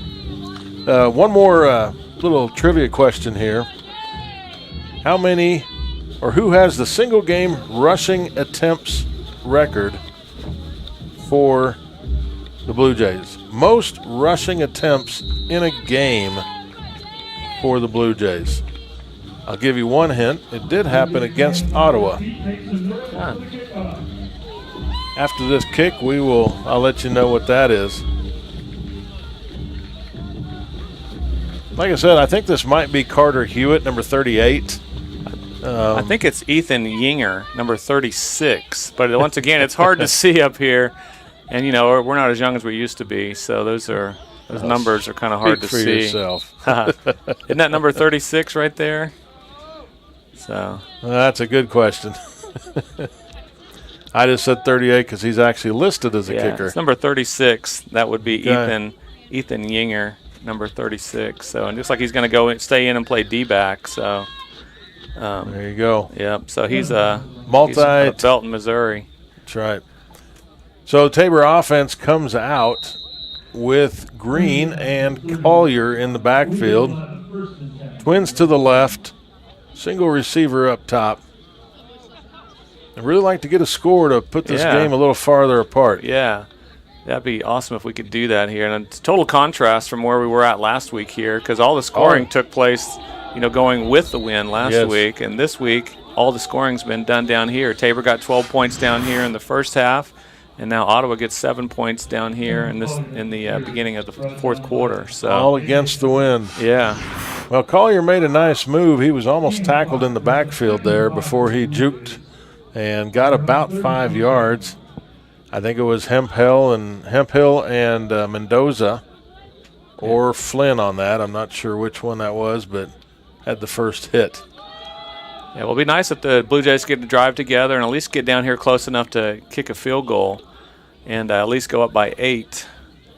That's right. Green hands it off again to Collier, but this time Ottawa is not letting that happen. Can't tell you how many were in there, but there was 3 or 4 Ottawa Braves. It looks like Green is one of the ones getting off the bottom. Looks like Cogs. I saw Cogs was in there. Green was kind of just helping him out, but I think the main one was Cogs that put the stop on that. So, yeah, there just wasn't really any place for Collier to go on that play, and he just kind of got what he could and then called it. Just kind of went back to the huddle, and we're going to try again here on third down. So third down and about 6 for the Blue Jays. Really needing to put a drive together here. Motion across by Jones. Look like. And a little dump pass to Collier. Has a little bit of room. Oh, wow. What a play. Collier Great effort. No kidding. He went through 3 tacklers to get that extra 3 yards and enough for a first down. Yeah, that was a great play by him. You can see there's being surrounded by 4 Braves right there, and yeah, he did a great job. That was he should have been stopped for short of the mark. Yeah, he should have. But that was a great effort by him to kind of lean forward and to keep fighting for yards there, and to get that first down, keep this drive alive, and keep the ball in our hands, the Blue Jays' hands. So first down and 10, Green back, Collier beside him. And once again, a handoff to Collier. And that looks like Peyton Green in on that stop there. So number 97 for the Braves. He's having a really big day as well. So far in this game, Collier's got over 100 yards, and we have him down for 111 yards already on 27 carries. So he's definitely been working. But I told you I was going to tell you how many attempts. Yeah, I was going to say. James Monroe, back in 2013, James Monroe Jr. had 51 carries in a game. That's a lot of carries. That's a lot of carries. That's half of where Collier is right now. So, it's really good to see Green back in there because he came out a little bit earlier with that cramp on his calf. So I saw him working out here on the sideline a little bit ago, and he got some water, and it looks like he's back in there, and he gets a nice little gain on second down there. So, yeah, actually, you know, James and Tarek were teammates. That's and, right. So it's another good part of their year, and once again, that was during the Gardner coaching zone too, where they had a lot of success. But still, 51 carries in a game is a lot. We've seen Collier carry it a lot today, and that's only half, like you said, Joe. So 3rd down and 5 here. And I couldn't even guess what it is today because we've ran it when I thought we should have thrown it, thrown it when I thought we should have ran it. Yeah, we'll see what they got on 3rd down. So it looks like they're bringing some pressure. Looks like we got the ball out. Oh, that's a nice grab. Pass and catch by Santos. And he's still going down the sideline. Nice. Just hang on to it. There you go. Nice job. Nice spin move. We might have I hope. Santos got a little excited there at the end of the play and kind of threw the ball the 17 yards and went through the end zone. So look at that. Nice spin move right off of that tackle. 2, 3. Yeah. Took 3 tacklers to get him down on. Yeah. And finally, Terrell Churchwell brought him down out of Oklahoma City, Oklahoma, but not before they got a nice big gain and a first down. So I think that's the first time he's touched the ball tonight. Usually he's a lead blocker or kind of goes in motion, but that was a nice grab to go up and get that and then hang on to it and go get that first down, which was much needed. Well, he had to work for that catch, too. It wasn't just a nice, easy one, but yeah. Here we're going back on first down, giving it to Collier before Fuentes hauls him down. Yeah, Fuentes and Green in on that tackle again. So there's no gain on that one. It's going to be 2nd and 10 for the Blue Jays. But going back to that play, a nice big play. Blue Jays needed that. Mm-hmm. And that might really, honestly, be enough to get us within field goal range here if we have to do that. So. I mean, hopefully we can get another first down and keep the ball in our hands and keep that clock moving. But hopefully, if not, then that gets us close enough. And he has a man. That was a beautiful pass. Nice way to get your foot in bounds there. Deontay Hill was a great. We'll watch that again here. Beautiful pass and catch. Yeah. And Hill had to get his feet down. He actually got both feet in on that one. NFL reception. That was nice. Good job by him to get the feet in, and that takes us down inside the 5-yard line. So it's going to be 1st and goal from the 2 for the Blue Jays here. So they look to the sideline to see what Coach has dialed up. And we've got Haynes in now, and I will say Haynes in the past is usually the hard-nosed running back that we put in. So it'll be interesting to see if he gets the ball a couple times here. Yeah, you got him and Santos back there. So we'll see if Santos lead blocks here. It looks like he does. And Haynes, looks like Green kept it. Green kept that one. I thought he handed off. But I was like, too. He's going to go in the end zone. So, yeah, it looks like we lost 3 on that play. But we're about 2nd and goal at the 5-yard line now. Yeah. Looks like the Blue Jays are going to sub here. They're bringing in a tight end. They're bringing in Dante Smith as a sub, so he's coming in. So we'll see what happens. Somebody just threw their shoe out the back of the end zone too. So one of those Ottawa players over there is playing with one shoe. You don't need shoes. Yeah. So, and it's a little different in high school than high school. If that happened in high school, you'd stop it. But here in college, you don't do that. So play clock. Oh, that's not good. Doggone it. So Tabor's kind of shooting themselves in the foot here. I would even say that last play was almost, I don't know if everybody was on the same page because I thought it was designed to go to Moises Haynes. Yeah. And it didn't. And now we run out of time on the play clock and we got people jumping. Yep. So now instead of being 1st and goal at the 2, 2nd and goal at the 5, now we're 2nd and goal at the 10. So yeah, we keep moving in the wrong direction. So hopefully we all get on the same page here. We can get it figured out. We can still put the ball in the end zone. A touchdown does a lot better than a field goal right now, just with that wind. And Haynes gets the ball, and that's a nice pickup. That was a nice pickup, 5. yeah. Looks like they're going to spot him about the 6-yard line here. So, but that was a really nice pickup there. But with it being 3rd down, now you got a second. Your coach is already thinking ahead of time. If we don't get it, do you kick it? Definitely got the kicker. Yeah. But you look at the flag, and our wind is blowing kind of southwest. So how much side wind? And it's not a distance question, I don't think. It's an accuracy question here. And scoring a touchdown would make that a lot simpler decision. And he has a nice pass right in the middle to Sheriff. Right there. Right in the middle, cuts through on a slant route. Wow, the great pass from Green there. Great pass to hit him right between the ones there to Sheriff. And Sheriff just kind of grabbed it, pulled it in. Yeah, runs a little 5-yard slant or whatever you want to call it. But it looks like they're going to go for 2 here. So the Blue Jays are going to go for 2 and take that lead out to 20. If they can get it. So the Blue Jays are trying to sub, so they had looks like they're going to call a timeout now. Looks like they were a little confused and everybody wasn't on the same page. So, well, with 3 minutes and 20 seconds left in the fourth quarter, Tabor's trying to maximize their odds to make Ottawa do the most they can to have to get back in this game. So we're going to take probably another break here and come back after this timeout by the Blue Jays.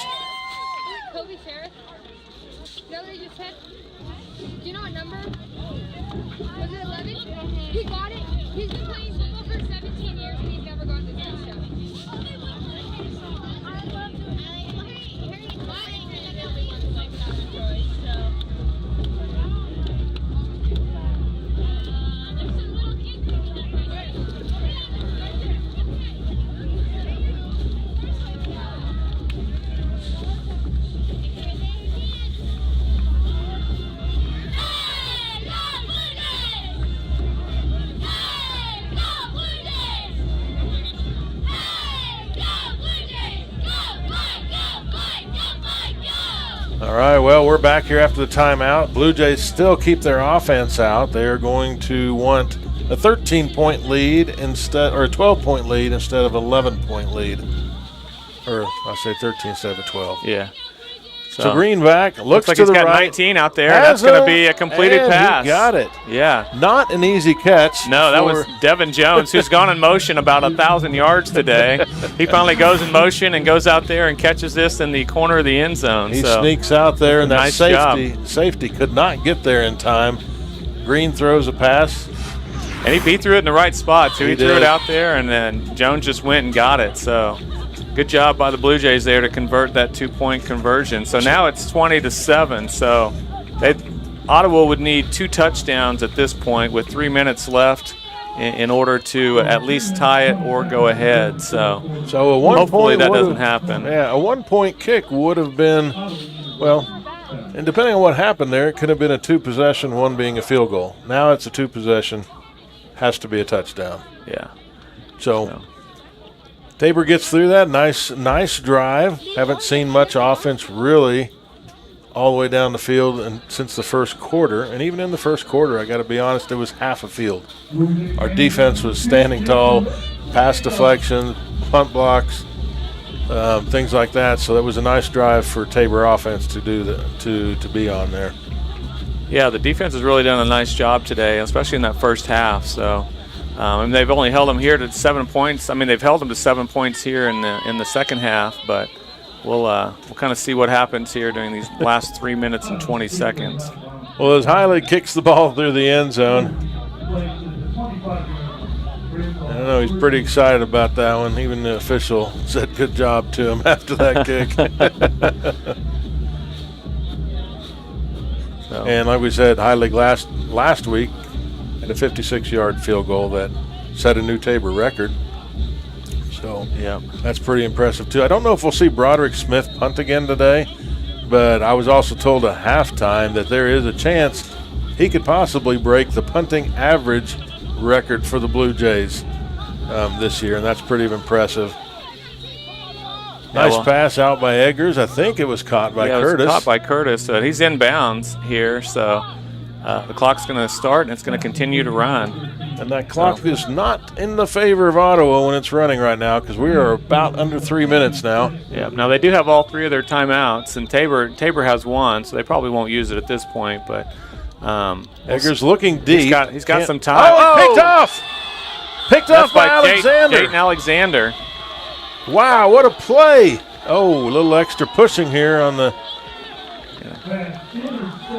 So, yeah, nice play by Jayton there to get that and to return it to the 30-yard line. So, well, Eggers was looking deep. You could see by his stance that he was ready to launch it and had to come down underneath. And Jayton was right there, ready to pick that off. And that, I mean, you can say it's a game, almost a game-ending play here. I mean, my guess now we're going to see a lot of Blue Jay runs. Yeah, we're going to see a heavy dose of the run game here. And they got Moises is back in there, so we'll see if they hand the ball to him this time. Like I think last time if they'd have done that, handed the ball to Haynes, we'd have had a touchdown on first down. But nonetheless, we scored, thankfully. We did. And I've only played quarterback in 7th grade, so I'm just saying that. And there's a reason you probably only play quarterback in the 7th grade.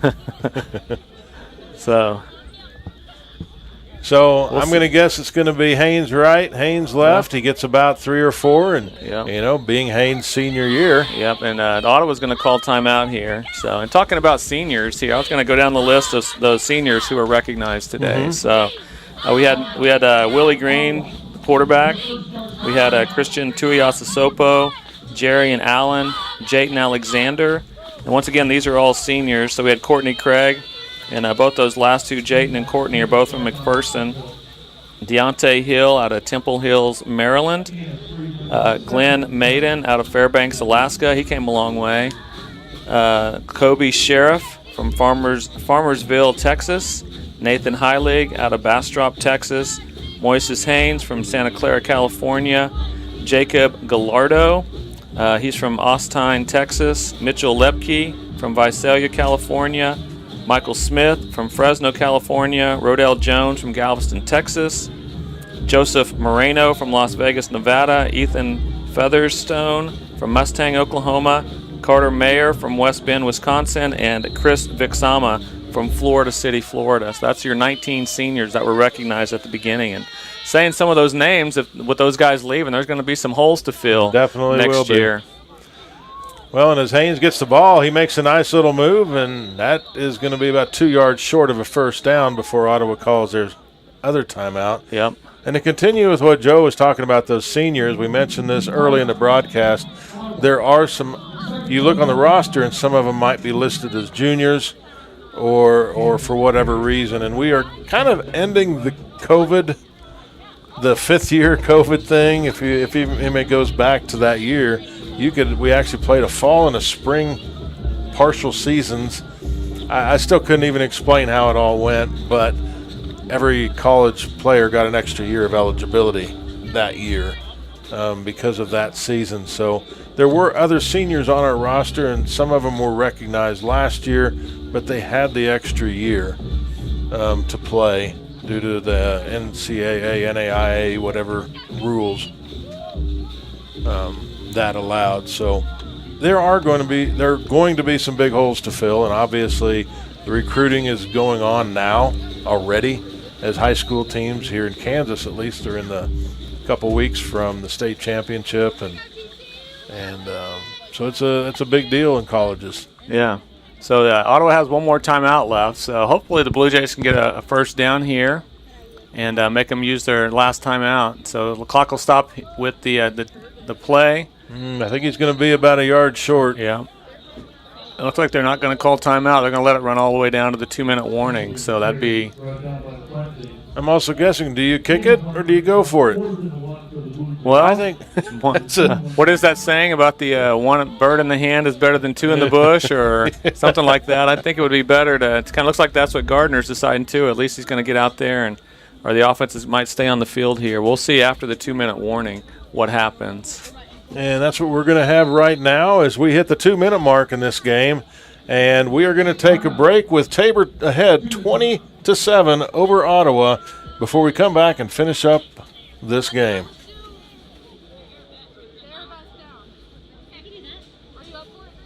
Many of you know that the Eitzen Agency insures churches, Christian schools, and other related ministries. A coverage that is overlooked for most businesses is proper cyber liability. Has your business ever been hacked? Do your employees click on links that they shouldn't? Your business could be shut down and have extreme costs if this happens. Cyber liability can reduce these costs. Give us a call at the Eitzen Agency to discuss this valuable coverage for your business at 580-227-2553 or find us online at eitzenagency.com.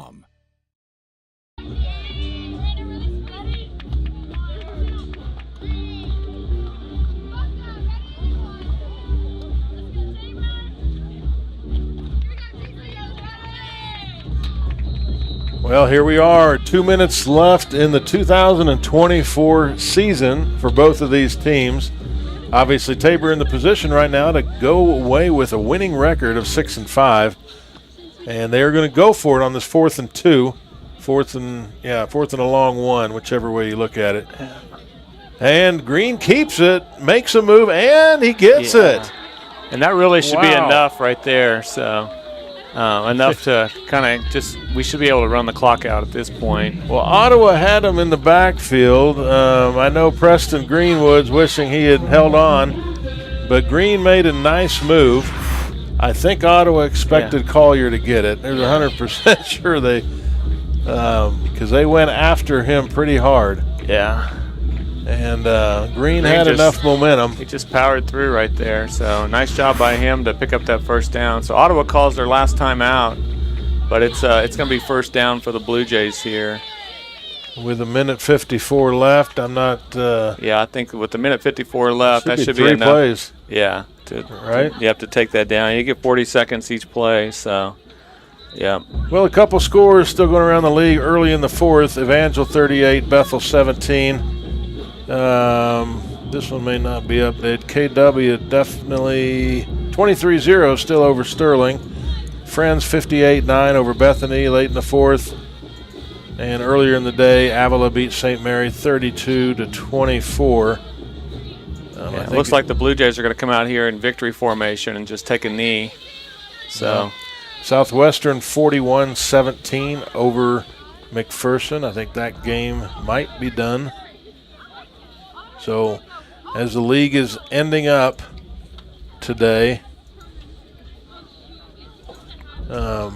clock just ticking down now. There's nothing Ottawa can do. No. Tabor's going to run it down probably within 5 seconds and snap it again. Yeah. And then I'd say once the play clock gets below 5 here, they're going to step up to the line and just take another knee. So a lot of excitement today. I mean, we've had some big plays, and we'll probably get to see some of those highlights right after the game. We'll look at a few highlights. We'll talk about some stats. And obviously we won't talk about next week's game because that is not going to happen. But we've got probably we'll snap the ball this time when it gets under 30 40 seconds probably. And yeah. That should be enough right there. So it's one of those things there. You got one in the backfield. 24 is back there in case something crazy goes wrong and there's a fumble or something. And he's kind of back there as a safety. So, but he's back there just to make sure that. Well, and right there, that should do it for the 24 Blue Jay and Brave season. It was an exciting game today, Joe. I mean, it was. We had that little lull in the middle, I would say, but a lot of action in that first and fourth quarters. I mean, you see coaches going out and shake hands afterwards. You've got the young coach from Ottawa with the veteran coach of Gardner. And Gardner ends his coaching career with his son. He's got to coach both of his sons, so that's been pretty cool. Yeah. As we watch some highlights here from this first there's Gardner. Yeah, Gardner putting the wham on him, so. And then Green does a nice job getting out of pressure here and then picks up the first down.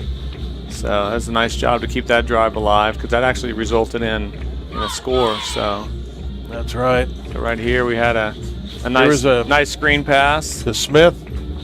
Yep, and then we of course had that penalty that helped. The roughing the passer penalty helped. And then Moises kind of puts it in the end zone. For scoring. And wasn't that the second score because our first score was off of that punt block? That pump block, yeah.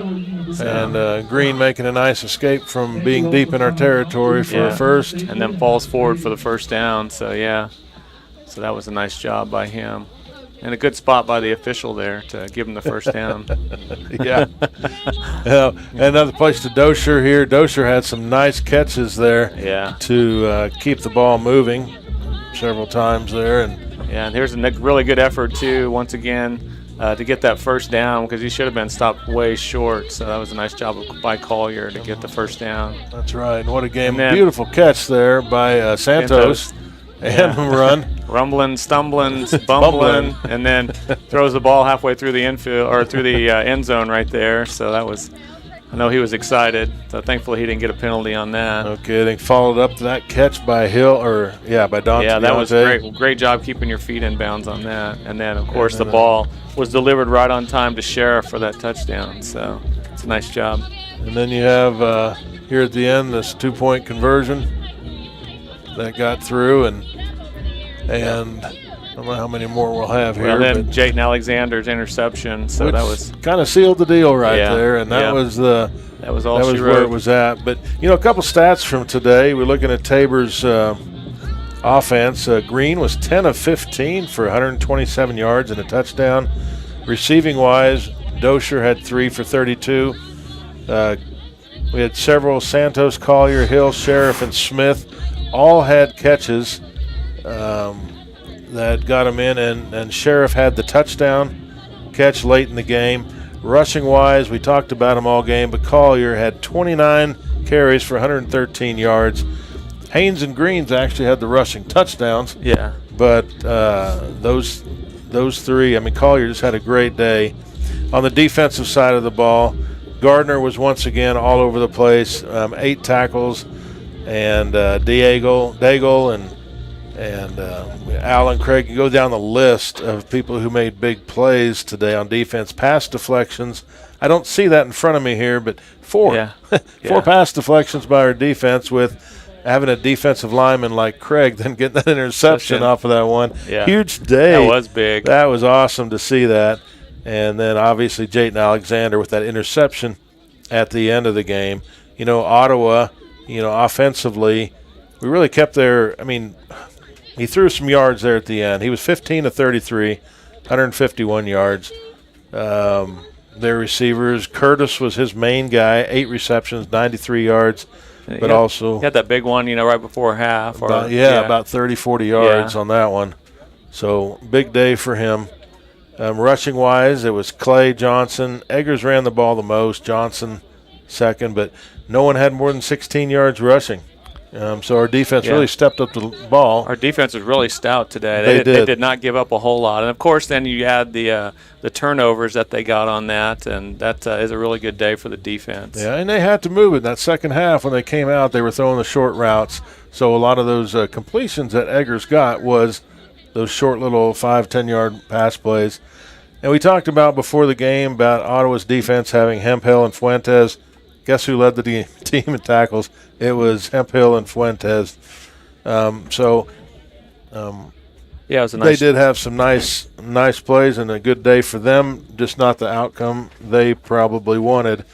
But once again, here we are on November 16 on Senior Day. So once again, congratulations to the seniors on good careers, and hopefully they'll continue to get their education, get that degree, and we'll see go out and do really good things. That's right. And, the Tabor's been recruiting already. I don't know what they've got or what they've got coming in, but I think having a game like this to finish the year obviously is a benefit. We went 6-5. Yeah. And 6-5 looks a whole lot better than 5-6. It does. So. It does, and it's fun for those guys, and we'll just see what happens as we go forward. I'm looking forward to the next Tabor season, which will look way different. There's a lot of these guys that won't be here, and they'll have to find some replacements, and it's always exciting to see who that guy will be. Yeah. Next man up there for the Blue Jays. So, congratulations to them for their season and on their second-place finish in the Bissell division. That's right. So, we'll see what next year brings. So good luck with recruiting and everything to Coach Gardner and his staff. That's right. And so for today, the final score, Tabor 20, Ottawa 7. I'm Robert Rempel. This is Joe Sechrist, and it's been great doing these broadcasts for you guys. So thank you very much. All right, have a good rest of the Saturday.